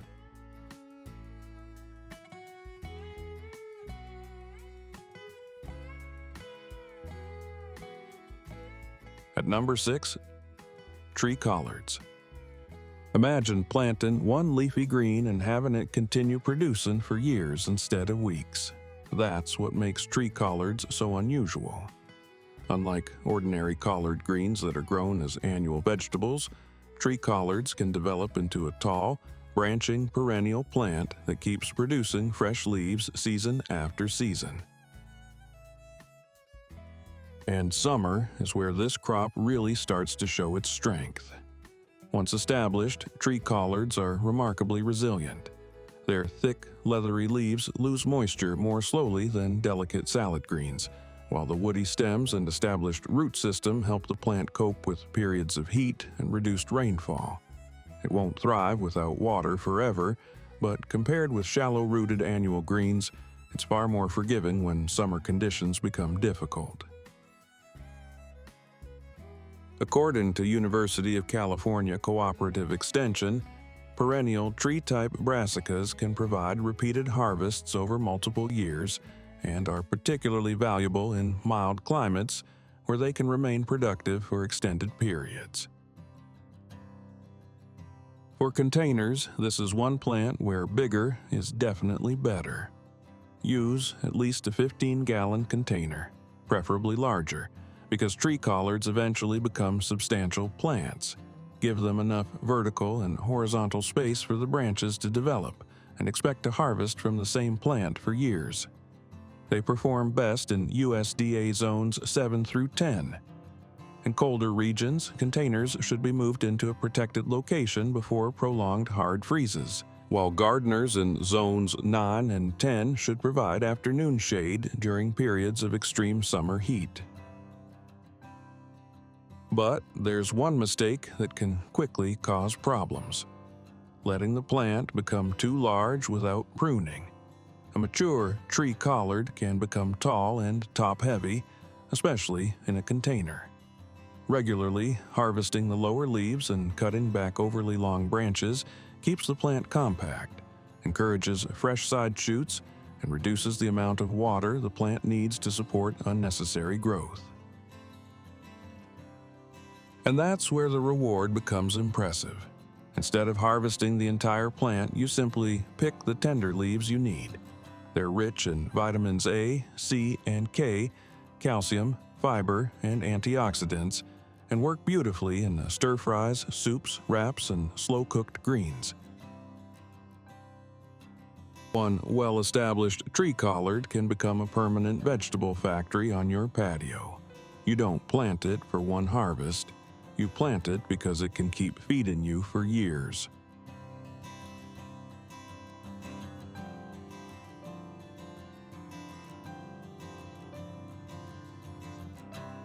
At number 5, New Zealand spinach. If you've ever tried growing traditional spinach through a hot summer, you already know the problem.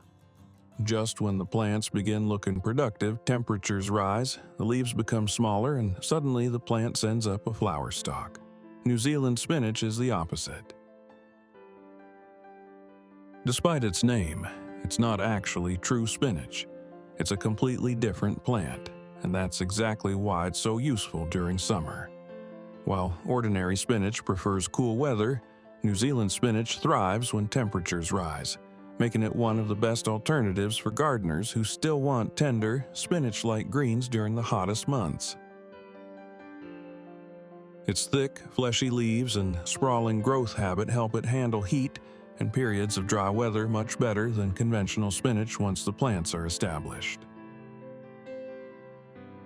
According to University of California Agriculture and Natural Resources, New Zealand spinach is a warm-season leafy vegetable that performs well during periods when traditional spinach struggles with heat and bolting.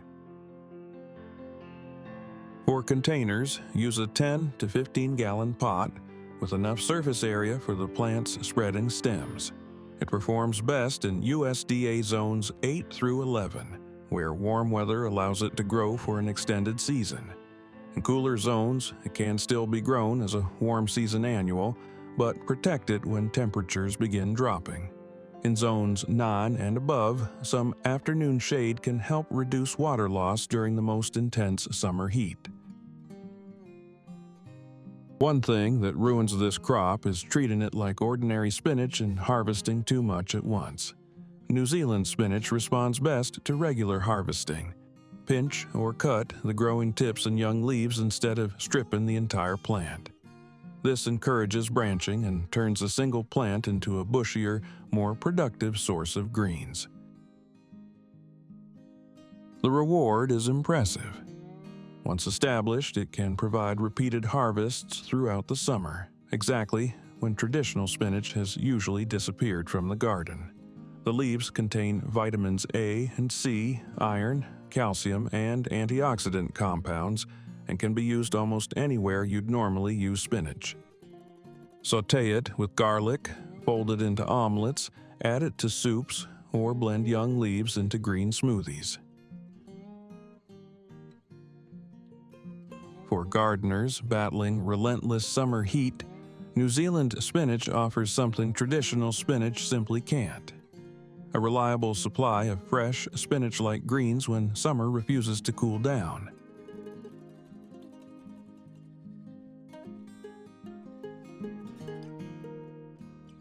At number 4, Dobbinton's Kale. Most kale varieties are treated as annuals. You sow them, grow them, harvest them, and eventually pull them out. Dobbinton's kale plays by a completely different set of rules. This rare perennial kale can remain productive for several years, continuously producing new shoots and tender leaves without needing to be replanted every season, and that becomes especially valuable during summer. Once established, Dobbinton's kale can handle periods of heat and moderate dryness better than many delicate leafy greens. Its mature root system gives it a much stronger foundation, while the thick leaves help reduce rapid moisture loss. Instead of starting from a tiny seedling every spring, you already have an established plant ready to grow when conditions become favorable. According to RHS gardening guidance, Dobbinton's kale is a hardy perennial brassica that can provide repeated harvests over multiple years, making it particularly valuable for gardeners looking for reliable, low-maintenance food crops. For containers, give this plant room to become permanent. A 15-gallon container or larger is ideal, especially if you want to keep it productive for several years. Use a wide container rather than a narrow one so the plant has room to branch and produce multiple growing points. It performs best in USDA zones 7 through 10. In colder regions, protect the container from prolonged hard freezes because the roots are more exposed above ground than they would be in a garden bed. In zones 9 and 10, Provide afternoon shade during periods of extreme heat to prevent unnecessary water stress. One thing that ruins this crop is harvesting only from the top. If you repeatedly strip the newest central growth, you can slow the development of side shoots and reduce the plant's overall productivity. Instead, harvest mature outer leaves and occasionally pinch growing tips to encourage the plant to branch. The goal isn't to take everything at once, it's to keep the plant growing while continuously taking what you need. The reward is a vegetable that can stay productive for years. The leaves are rich in vitamins A, C, and K, calcium, fiber, and antioxidants, and can be used exactly like ordinary kale in soups, stir-fries, wraps, or hearty stews. That's what makes Dobbinton's kale so valuable. You aren't growing a seasonal crop. You're building a permanent source of greens that can keep producing through one summer after another.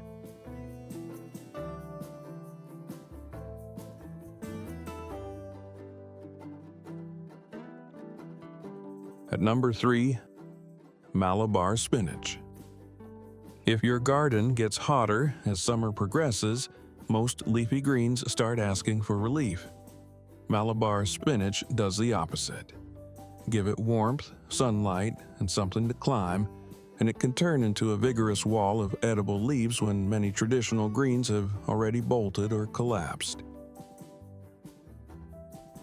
And despite its name, Malabar spinach isn't true spinach. It's a tropical leafy vine that thrives in hot weather, making it one of the most useful greens for gardeners dealing with long, intense summers. Its thick, succulent leaves and stems are particularly well adapted to warm conditions. Once established, the plant can tolerate short periods of reduced watering far better than delicate lettuce or ordinary spinach, although consistent moisture will always produce faster growth and larger leaves. According to University of Florida IFAS Extension, Malabar spinach is a warm-season leafy vegetable that performs especially well in hot, humid conditions where traditional spinach struggles. For containers, choose a 10 to 15-gallon pot and give the plant a trellis, railing, or other vertical support. It grows aggressively, and allowing it to climb upward is much more efficient than letting the vines sprawl across the ground. Malabar spinach thrives in USDA zones 9 through 11 as a perennial, while gardeners in cooler zones can grow it as a warm season annual. In extremely hot zones 10 and 11, some afternoon shade can reduce water stress without significantly slowing growth. One thing that ruins this crop is letting the vines sprawl without harvesting them. The plant can quickly become a tangled mass, and once the vines become overly mature, the leaves may become tougher. Instead, harvest the growing tips regularly.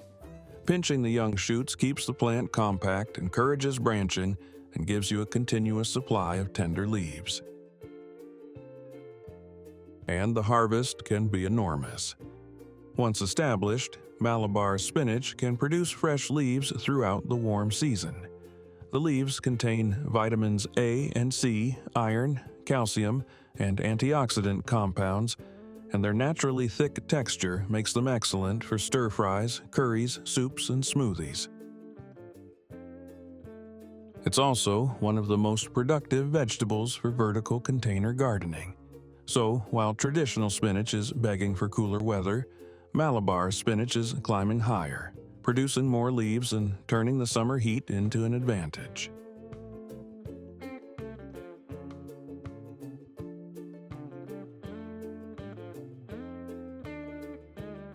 At number 2, Jerusalem artichoke. If you're looking for a perennial vegetable that can almost disappear underground during difficult weather and come back stronger, when conditions improve, Jerusalem artichoke is hard to beat. Also known as sunchoke, This sunflower relative doesn't produce its main food above ground. Instead, it builds energy reserves in underground tubers. That makes it fundamentally different from delicate leafy vegetables that lose water rapidly through their leaves during extreme summer heat. Once established, Jerusalem artichoke can tolerate surprisingly dry conditions because its extensive root system allows the plant to search for moisture deeper in the growing medium. During a hot summer, the foliage may slow down temporarily, but the underground tubers remain protected beneath the soil. According to University of Minnesota Extension, Jerusalem artichoke is a vigorous perennial crop that produces edible tubers underground and can return year after year with relatively little maintenance once established. For containers, this is one crop where you need to think big. Use at least a 20-gallon container, preferably one that's 18 to 24 inches deep. The extra volume gives the plant enough room to develop its underground tubers without becoming severely root-bound. Jerusalem. Artichokes perform best in USDA zones 3 through 9. In very cold areas, the underground tubers are surprisingly resilient. But containers should still be protected from prolonged deep freezes because above-ground pots experience colder temperatures than garden soil. In zones 9 and hotter, provide afternoon shade if the container becomes excessively hot. One thing that ruins this crop is letting the container dry completely for long periods while the tubers are developing. Drought-tolerant doesn't mean drought-proof. Once established, the plant can handle dry conditions, but severe and prolonged water stress can reduce tuber size and overall yield. During extended heat waves, give the container a deep soaking, then allow the surface to dry before watering again. The reward comes later in the season, after the tall sunflower-like stems finish growing and begin to die back. The edible tubers are ready to harvest. They're rich in fiber and inulin, a type of prebiotic carbohydrate that supports beneficial gut bacteria. Their nutty, slightly sweet flavor makes them excellent, roasted, mashed, sautéed, or added to soups. And here's what makes them truly valuable for long-term food production. You don't need to harvest every tuber. Leave a few behind and they'll sprout again next year. Plant once, harvest underground, and let the crop rebuild itself.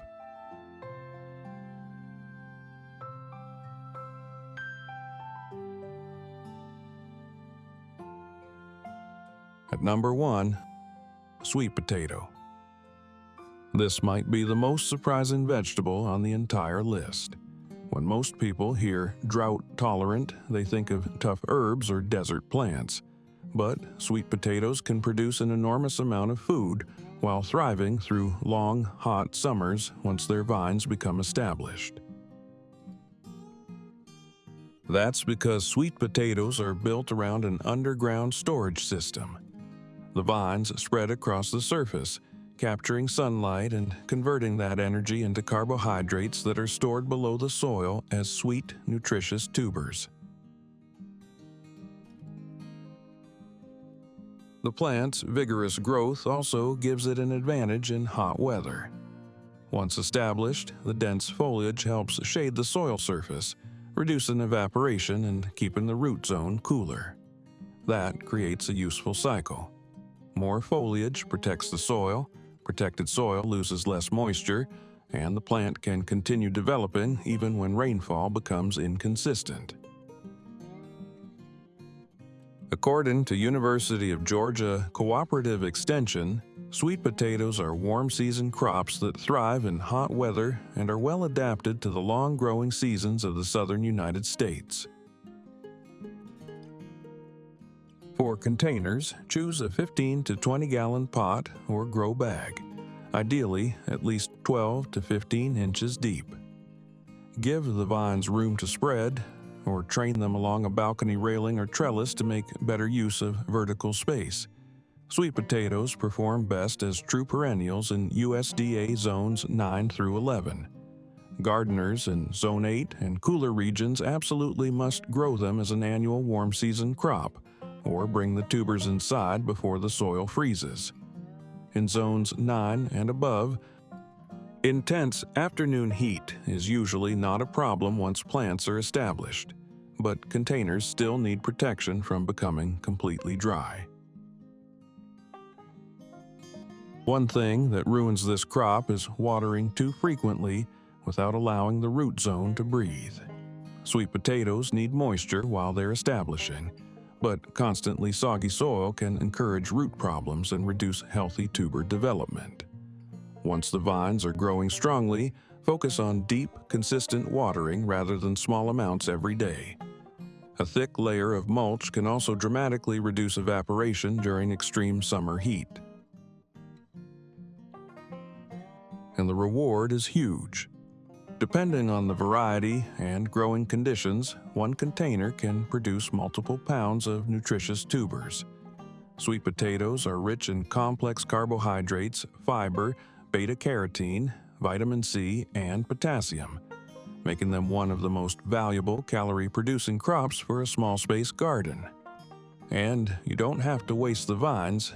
The young leaves and shoots can also be cooked as greens. That's why sweet potato earns the #1 spot. It doesn't just tolerate summer heat. It turns that heat into food. The real secret to survive in a brutal summer garden isn't watering more. It's choosing plants that don't need you to rescue them every single day. These 7 perennial and heat-loving vegetables show what's possible when you stop fighting your climate and start working with it. Some store energy underground, others have tougher leaves, deeper roots, or simply thrive in temperatures that make traditional vegetables struggle.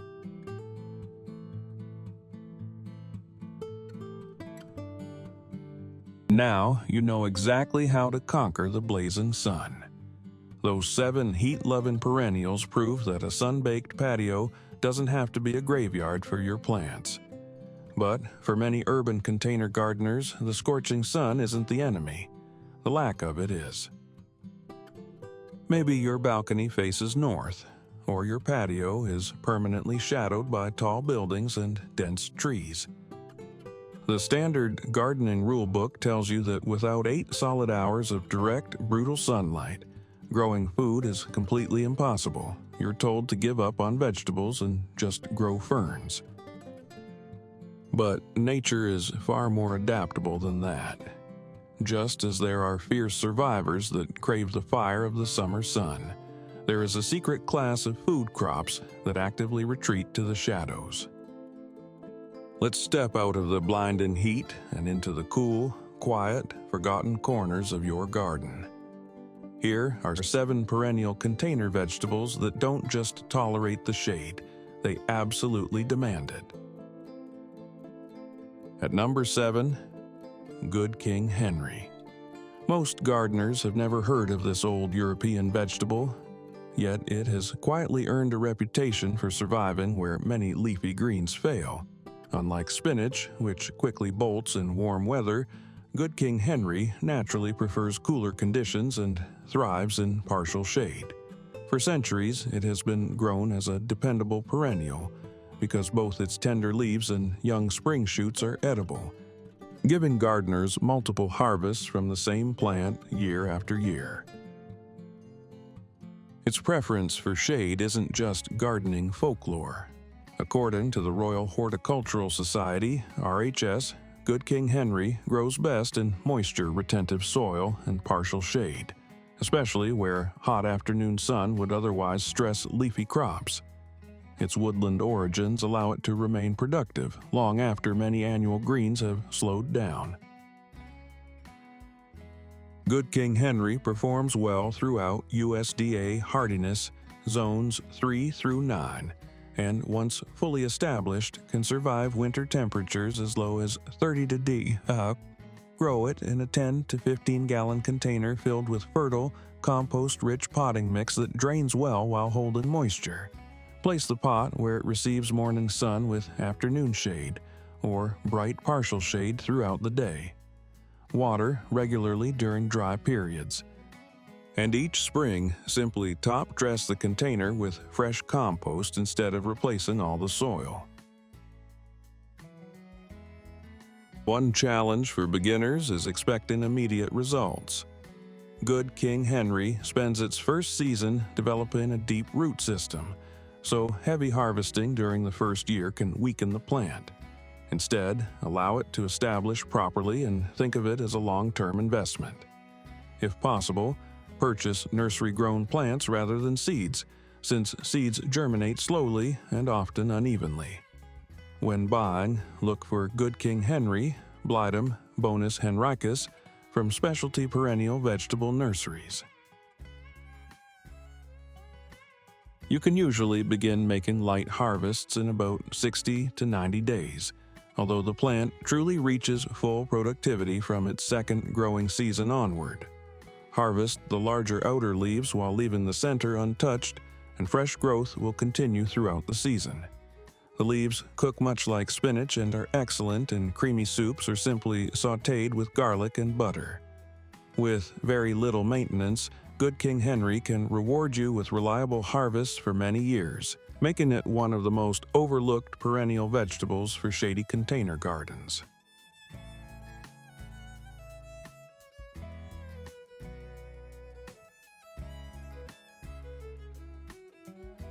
At number 6, ramps, also known as wild leeks.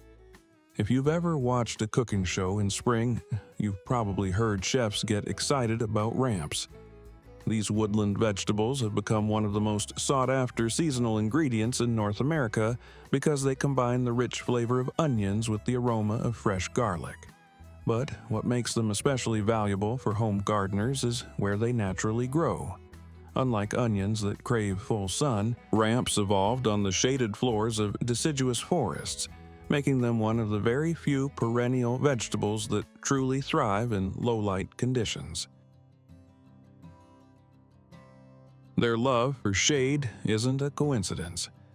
According to Penn State Extension, ramps naturally grow beneath hardwood forests where rich organic soil, cool temperatures, and filtered sunlight create the ideal environment for healthy leaf and bulb development. That means a shaded patio or backyard can actually mimic their native habitat surprisingly well. Ramps perform best in USDA, hardiness zones 3 through 7, and can survive winter temperatures down to approximately 40 degrees once established. Grow them in a 10 to 15 gallon container filled with loose, humus-rich potting mix amended with compost and shredded leaves. Position the pot in bright shade or dappled sunlight and keep the soil consistently moist throughout the growing season. Avoid letting the container dry out completely, especially during summer dormancy. The biggest challenge with ramps is patience. They're famously slow-growing, and seeds can take over a year to germinate. That's why experienced gardeners almost always recommend purchasing dormant bulbs or nursery-grown plants instead of starting from seed. While they may cost a little more up front, they dramatically shorten the wait for your first harvest. Expect your first light harvest in about 12 months after planting bulbs, with increasingly larger harvests each spring as the colony expands. Harvest sparingly by removing only a few leaves or bulbs from each clump, allowing the rest to continue multiplying. Their bold garlic onion flavor is exceptional in ramp pesto or simply grilled whole with olive oil. Once established, ramps become one of the most rewarding perennial vegetables you can grow in a shady container.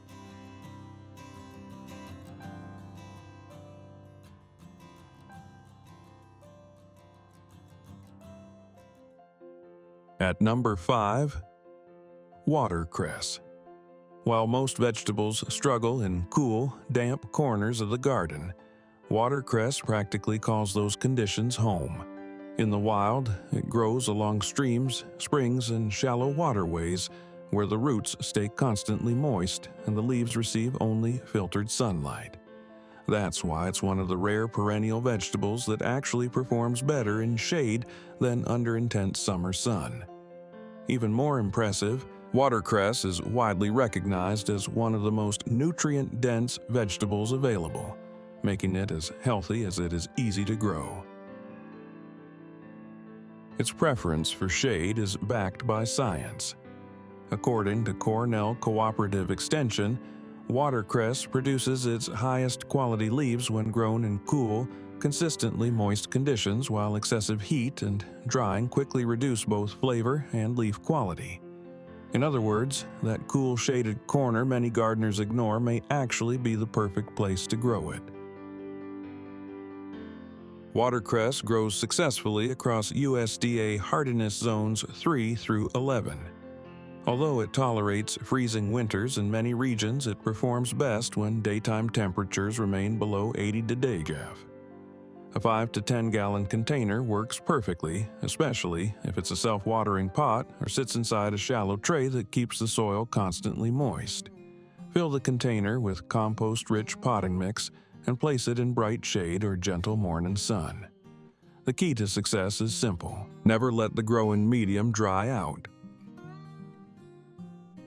Rather than starting from seed, many gardeners find it much easier to purchase live watercress plants or rooted cuttings. They establish rapidly and begin producing harvests much sooner than seedlings. You'll usually begin harvesting tender shoots in just 30 to 45 days. Snip only the top few inches of each stem, and the plant quickly branches into fresh new growth. Its peppery, refreshing flavor is perfect in watercress soup or tossed into a fresh steak salad.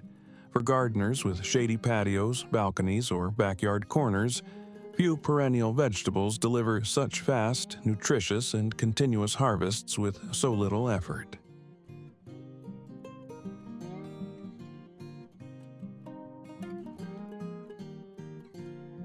At number 4, mint. Some gardeners joke that mint is impossible to kill, and honestly, that's a part of what makes it such a fantastic perennial for shady containers. While many herbs demand long hours of direct sunlight, mint naturally grows along stream banks, woodland edges, and other cool, moist environments where it receives only filtered light for much of the day.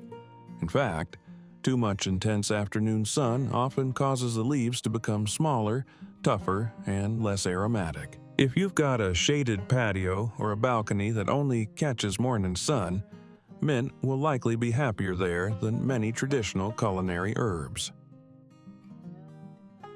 Its shade tolerance is well documented.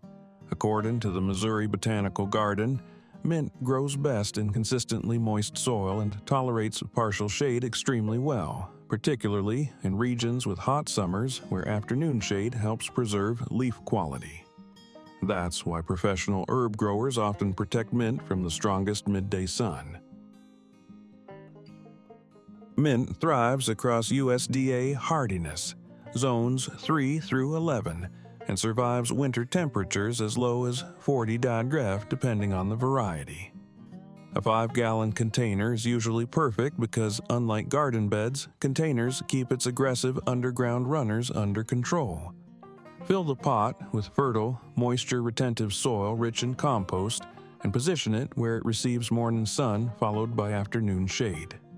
Water consistently, especially during hot weather, because mint produces its most flavorful leaves when the soil never becomes completely dry. The biggest challenge isn't getting mint to grow, it's preventing it from taking over.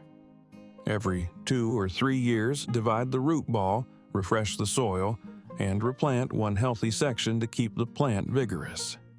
When shopping, spearmint is ideal for cooking. Peppermint is perfect for teas, while chocolate mint offers a unique dessert-like aroma that many gardeners love.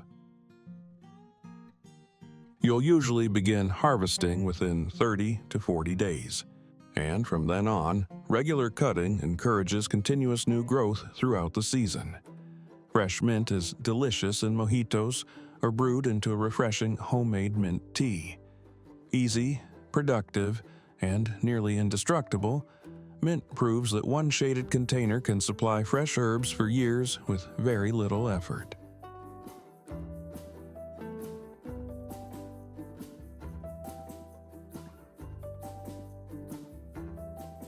At number 3, rhubarb. Most people picture rhubarb growing in large country gardens, but few realize it can thrive beautifully in a spacious container. Even more surprising, rhubarb actually appreciates afternoon shade in warmer climates. While gardeners in northern regions often grow it in full sun, those living in hotter areas frequently achieve healthier plants by protecting them from intense afternoon heat. That makes rhubarb an excellent perennial option for partially shaded patios and backyard container gardens where many other vegetables would struggle. Its growing preferences are supported by research. According to the University of Minnesota Extension, rhubarb grows best in cool climates and benefits from protection against excessive summer heat, which can reduce vigor and shorten the productive life of the plant. In warmer USDA zones, partial shade during the hottest hours of the day helps maintain stronger growth. Rhubarb performs best throughout USDA hardiness zones 3 through 8, surviving winter temperatures below 30 degrees once established. Because it develops a large crown and deep roots, choose a 20 to 25 gallon container that's at least 18 inches deep. Fill it with fertile, compost-rich soil that drains well but retains moisture, and place it where it receives morning sun with afternoon shade. Water deeply during dry spells and apply fresh compost each spring to replenish nutrients.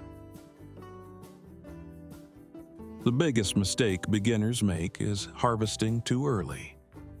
Rhubarb spends its first season building a strong root system, so resist the temptation to pick stalks immediately. For the quickest success, purchase bare root crowns instead of seeds. Popular varieties such as Victoria, Canada, Red, and Crimson Red establish quickly and perform well in containers.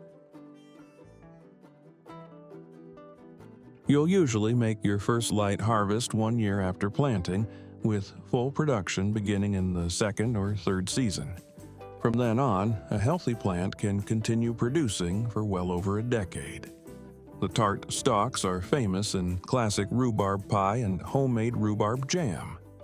Few perennial vegetables reward patience quite like rhubarb, making it one of the most valuable long-term investments for a shaded container garden.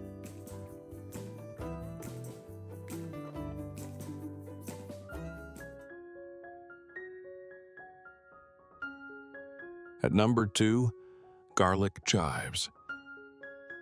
If you're looking for one perennial herb that delivers reliable harvests almost year-round without demanding full sun, garlic chives are hard to beat. Unlike common chives, which have a mild onion flavor, garlic chives combine the freshness of chives with a gentle garlic taste, making them one of the most versatile edible plants you can grow. Even better, they remain productive for years, gradually forming larger clumps that provide increasingly generous harvests. Whether you have a shaded apartment balcony or a partially shaded backyard patio, this is one plant that rarely disappoints. Their ability to thrive in partial shade is backed by expert advice. According to the Royal Horticultural Society, RHS, garlic chives grow well in both full sun and partial shade, provided the soil remains fertile and consistently moist. In warmer climates, afternoon shade often helps keep the leaves softer and extends the harvesting season. Garlic chives grow successfully across USDA hardiness zones 3 through 9, surviving winter temperatures down to approximately 40 degrees once fully established. A 5-gallon container is more than enough for one healthy clump. Fill it with compost-rich potting mix that drains well and place it where it receives 4 to 6 hours of morning sun or bright partial shade. Water regularly, but don't allow the container to stay constantly waterlogged. The biggest challenge isn't keeping garlic chives alive, it's waiting for them to establish. During the first few weeks, most of the plant's energy goes into developing roots rather than producing leaves. For faster results, purchase nursery-grown divisions instead of sowing seeds. Look specifically for Allium tuberosum, which establishes quickly and begins producing much sooner. You'll usually make your first light harvest in about 60 days, but once mature, the plant keeps sending up fresh leaves for years. Simply trim the outer leaves and leave the center untouched. The white flowers that appear in late summer are also edible and attract beneficial pollinators. Garlic chives are outstanding in dumplings and quick Asian stir-fries where their mild garlic flavor shines without overpowering the dish. For dependable harvests in shady containers, few perennial vegetables are as productive or as forgiving.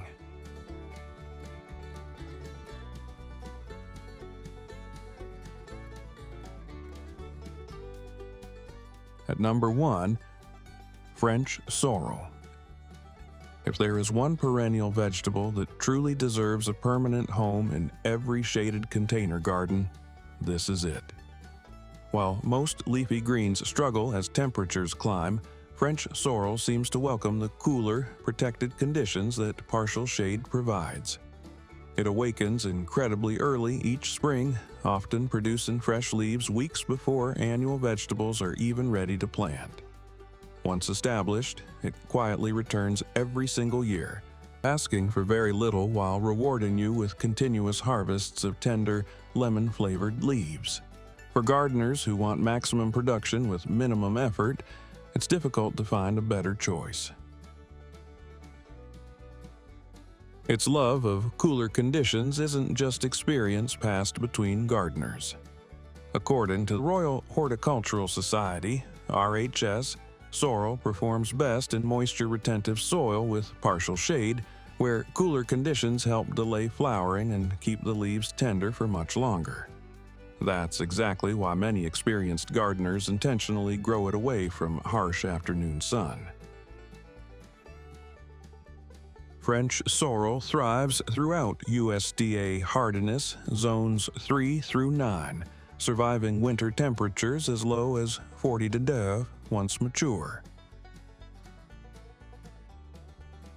A 5 to 7 gallon container filled with fertile, compost-rich soil provides everything it needs. Place it where it receives morning sunlight followed by afternoon shade or bright filtered light throughout the day. Water consistently, and every spring simply top-dress the container with fresh compost to maintain healthy growth. One of the best things about French sorrel is how easy it is to establish. There are very few growing challenges, making it an excellent choice for beginners. Although seeds germinate readily, purchasing a nursery-grown French sorrel plant allows you to begin harvesting much sooner and ensures stronger first-year growth. You'll usually start harvesting in about 45 to 60 days, but the real reward comes the following spring when fresh leaves emerge long before most vegetables have even broken dormancy. Harvest only the larger outer leaves while leaving the center untouched, and the plant will continue producing for years. Its bright, citrus-like flavor is famous in the classic French sorrel soup and pairs beautifully with salmon or creamy omelets. Productive, flavorful, beautiful, and perfectly adapted to life in partial shade, French sorrel earns the #1 spot as the ultimate perennial vegetable for container gardeners.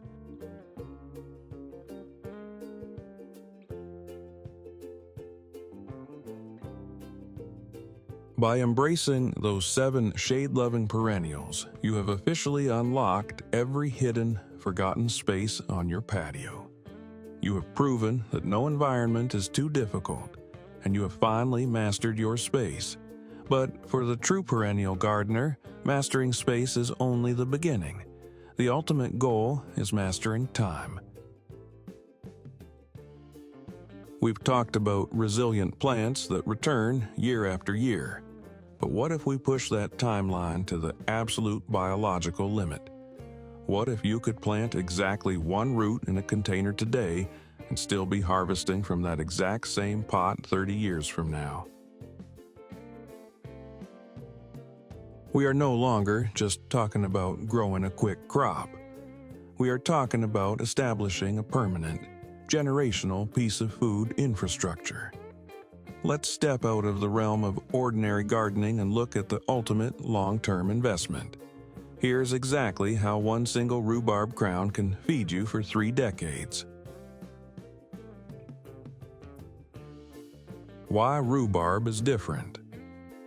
Most vegetables are annuals. They grow from seed, produce a crop, complete their life cycle, and eventually die. The next season, you start the process again. That's why an annual garden constantly demands new seeds, new seedlings, and new planting. Rhubarb follows a completely different strategy. Its real strength is hidden underground inside the crown and root system. During the growing season, its large leaves capture sunlight and turn it into energy. Some of that energy supports the plant's current growth, while reserves are stored below the soil. When winter arrives, the leaves disappear and the plant enters dormancy. From above, the container may look completely empty, but underground, the crown is still there. Then spring returns, and rhubarb doesn't have to start from zero.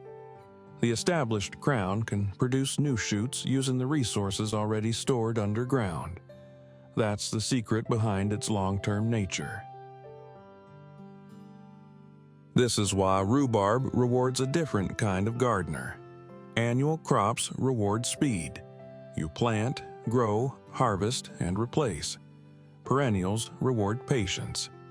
The early years are about establishment, while the real value comes from the seasons that follow. Winter is especially important to understand. When the leaves die back, it doesn't necessarily mean the plant has failed. Dormancy is simply part of its natural cycle. The visible plant disappears, while the crown waits for favorable conditions to return. And that's what makes rhubarb so valuable in a long-term food garden. You're not constantly rebuilding the plant. You're maintaining an established system that knows how to return. But if you want that system to potentially remain productive for decades, there's one obvious question. Where should you put it? Because a plant intended to live for years shouldn't be given a temporary home. And that's where the 30-year container strategy begins. Designing a 30-year container system. If you want one rhubarb crown to remain productive for decades, the container cannot be an afterthought. You're not choosing a pot for one growing season. You're creating a long-term root environment. And for a plant expected to stay in the same space for years, stability matters just as much as sunlight or fertilizer. Start with depth. A mature rhubarb needs meaningful root space, so think in terms of a container roughly 18 to 24 inches deep, with enough width and volume to prevent the crown from becoming cramped as it develops. A large container also gives the root zone more thermal stability than a tiny pot. That's especially important in urban gardens where containers can heat up dramatically during summer afternoons. But depth alone isn't enough. Drainage is critical. Rhubarb likes consistent moisture, but its roots should never sit in stagnant water for extended periods. A container intended to last for decades needs genuine drainage holes at the bottom, and the growing medium needs enough airspace to allow excess water to escape. During winter dormancy, This becomes even more important because the plant isn't actively using water as quickly as it does during summer. The soil should therefore be built around three things: moisture retention, organic matter, and aeration. A practical long-term mix can combine quality potting soil with mature compost and perlite. Something in the range of 60-70% potting mix, 20-30% mature compost, and 10-20% perlite creates a loose environment that holds moisture without becoming a heavy, airless mass. The exact ratio doesn't need to be perfect. The goal is a root zone that stays fertile but remains open enough for water and oxygen to move through it. This is also where container gardening has an unexpected advantage. Unlike a rhubarb planted permanently in the ground, a container can be moved. If an urban patio becomes dangerously hot, you can reposition the plant. If extreme weather arrives, you have more options for protecting the root zone. That mobility can become part of your resilience strategy. Of course, a container also dries and heats faster than the ground, so mobility doesn't eliminate the problem. It simply gives you another tool for managing it. Then comes the long-term feeding strategy. Instead of treating the plant like an annual crop that needs constant doses of synthetic fertilizer, think about feeding the soil. Each year, add a layer of mature compost around the plant and use straw or another suitable organic mulch over the surface. Keep the mulch away from direct contact with the crown. Over time, this creates a slower nutrient cycle while helping conserve moisture and reduce temperature swings around the roots. That annual mulch layer does more than feed the plant. It protects the system you've spent years building. It reduces evaporation during hot weather, buffers the root zone against temperature extremes, and gradually contributes organic matter as it breaks down.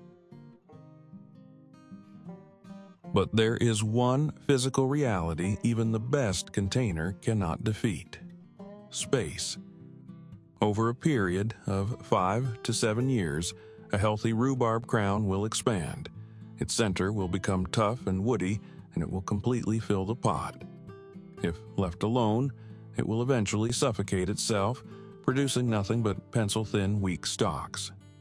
The ultimate secret to keeping a rhubarb alive for 3 decades in a container is an essential maintenance step called crown division. Every half-decade, in early spring before new growth begins, you must pull the entire root mass out of the container. Use a sharp, clean spade or knife to divide the massive crown into smaller sections, ensuring each piece has at least one strong bud. Discard the old woody center, refresh the container with brand new soil, and replant the strongest division. This process doesn't destroy the plant, it rejuvenates it. It is the biological reset button that makes your 30-year timeline actually possible. And that's the real principle behind a 30-year container. Don't build a system that only keeps the rhubarb alive. Build one that makes it easier for the rhubarb to remain healthy. Because when the plant you're growing today could still be producing 10, 20, or even 30 years from now, the container isn't just a pot anymore. It's infrastructure.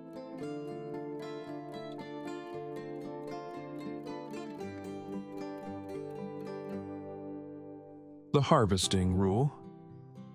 The hardest part of growing rhubarb for decades may not be keeping it alive. It may be learning when not to harvest.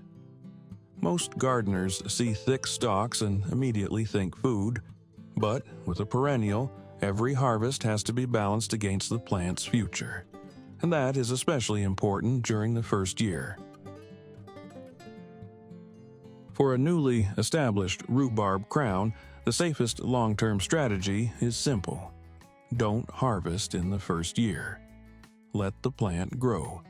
Let those large leaves act like solar panels, capturing sunlight and converting it into energy that supports the crown and root system. You may feel like you're wasting food by leaving those stalks alone, but you're actually investing in future harvests. A strong crown today is worth far more than a heavy harvest from a weak plant.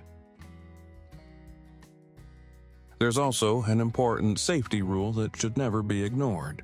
Rhubarb leaves are not food. The leaf blades contain significant amounts of oxalates, including oxalic acid, and should not be eaten. The edible part is the stalk or petiola. So when you're harvesting rhubarb, think red stalks for the kitchen, leaves for the garden system. The leaves can be removed and properly composted rather than being treated as a food crop. Once the plant is mature and ready for harvesting, there's an art to taking the stalks without damaging the crown. Rhubarb stalks are generally harvested by grasping them near the base and pulling or twisting them away from the crown, rather than cutting them flush with the plant. This helps remove the entire stalk and avoids leaving a damaged piece of tissue sitting against the crown, where decaying material can contribute to rot and disease problems. But even with a healthy, mature plant, more harvesting isn't always better. Rhubarb needs its foliage to continue photosynthesizing and rebuilding energy reserves. That's why experienced gardeners don't treat the plant like an unlimited supply of stalks. They take what they need while leaving enough healthy growth behind to keep the plant functioning. Eventually, you also need to know when to stop. As the growing season progresses toward midsummer, it's wise to reduce or stop harvestings and allow the remaining leaves to work. This is when the plant shifts from producing food for you toward preparing itself for the next season. Sunlight becomes stored energy. Stored energy supports the crown, and that crown becomes the foundation for next year's growth. This creates a simple cycle. Harvest, stop, let the leaves recharge, build the crown, return next spring. And that cycle is the real secret behind long-lived rhubarb. You're not trying to extract everything the plant can produce. You're trying to keep the plant productive enough that you can harvest from it again and again. Because when your goal is 30 years, the best harvest isn't necessarily the biggest one. It's the one that leaves the plant strong enough to give you another harvest next year.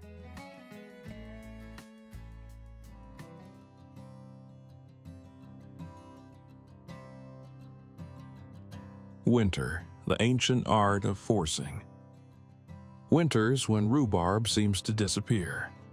The giant leaves are gone, the container looks almost empty, and there may be nothing above the soil to suggest that the plant is still alive. But beneath the surface, the crown is resting. And it is doing something biologically crucial.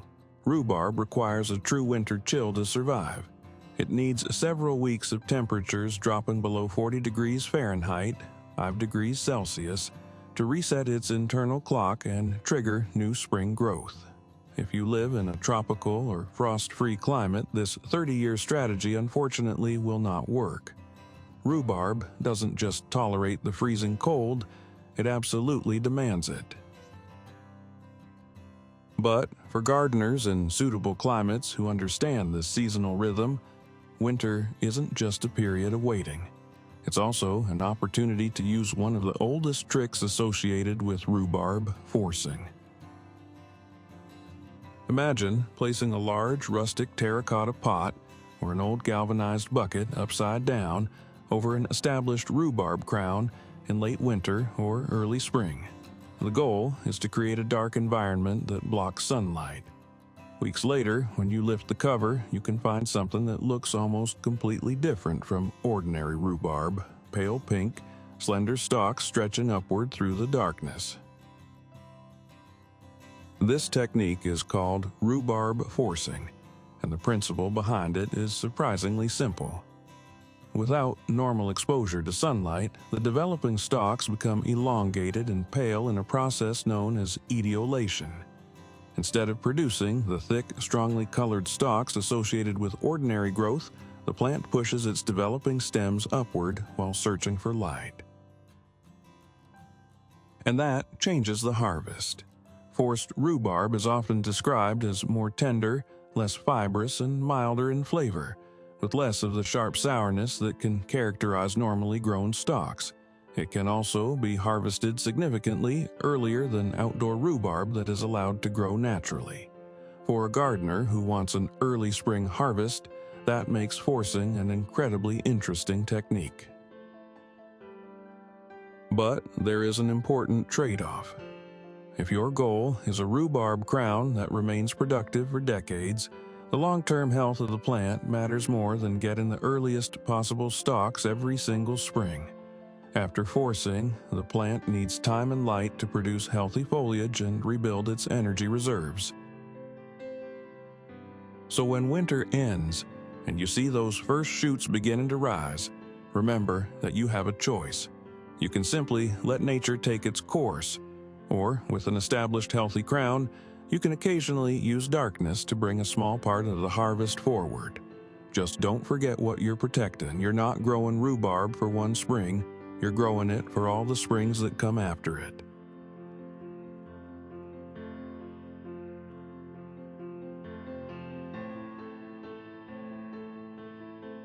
The real value. After all the talk about containers, harvesting, winter, and forcing, it's easy to miss the bigger reason rhubarb is so interesting. Its real value isn't simply how many stalks you can harvest in one season, it's the fact that the plant doesn't force you to start from zero every year. Think about how much work goes into an ordinary vegetable garden. Every spring, you choose seeds, prepare containers, start seedlings, transplant, protect young plants, and wait for the first harvest. Then the season ends, the plants decline, and the process begins again. Do that for 10 or 20 years and you've repeated the same cycle countless times. A perennial changes that equation. Year 1 is about establishment. The plant is young and your priority is building a strong foundation. A few years later, the crown becomes more established and capable of supporting regular harvests. By year 10, that same plant may have already survived a decade of summers and winters, while the annual crops around it have been replaced again and again. By year 20, the value becomes even clearer. You're no longer looking at a temporary crop.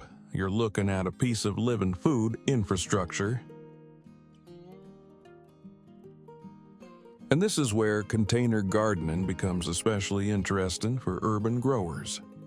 A balcony or patio may not give you enough space to grow everything you eat, but you don't necessarily need dozens of containers producing temporary crops. A few carefully chosen perennial plants can occupy permanent positions while annual vegetables rotate around them. That's a completely different way of thinking about limited space. Instead of asking, how much can this container produce this month, you start asking, how much value can this container create over the next decade? A rhubarb crown may not look spectacular every day. It doesn't produce food 12 months of the year. It has a dormant period. It requires patience, but its value accumulates through time. You establish it once, protect the root system, harvest responsibly, and allow the plant to return. That's the real advantage of perennial food gardening. You're not eliminating work, you're changing where the work goes. Instead of repeatedly rebuilding the crop, you spend more effort creating a healthy system that can keep functioning. And once that system is established, each returning season feels less like starting a new garden and more like opening something you've already built.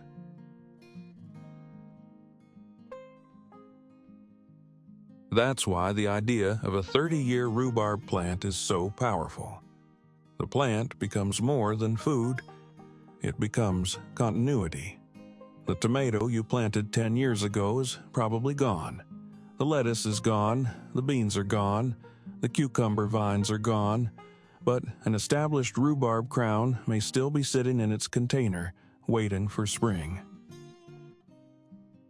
And that is the real return on your investment. You're not measuring the plant by one harvest. You're measuring it by how many times you don't have to start over. For a small space gardener, that may be one of the most valuable forms of productivity a container can provide.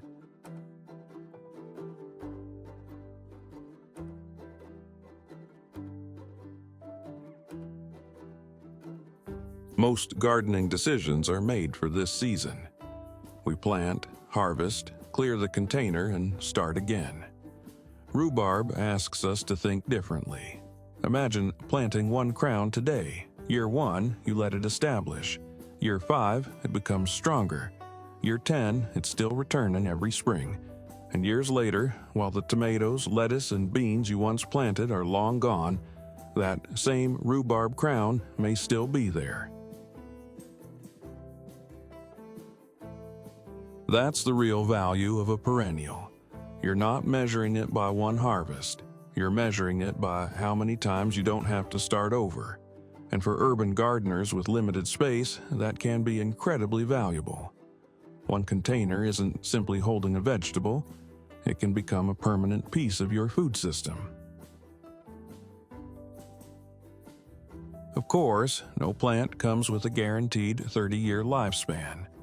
Climate, variety, disease, root health, and management all matter. But the potential for decades of production is what makes rhubarb such an interesting long-term investment. So, next time you look at an empty container, don't only ask what you can grow this summer. Ask what could still be growing there 10 or 20 years from now. Because sometimes the smartest crop isn't the one that gives you the fastest harvest. It's the one you never have to start over. One crown, one container, decades of potential harvests.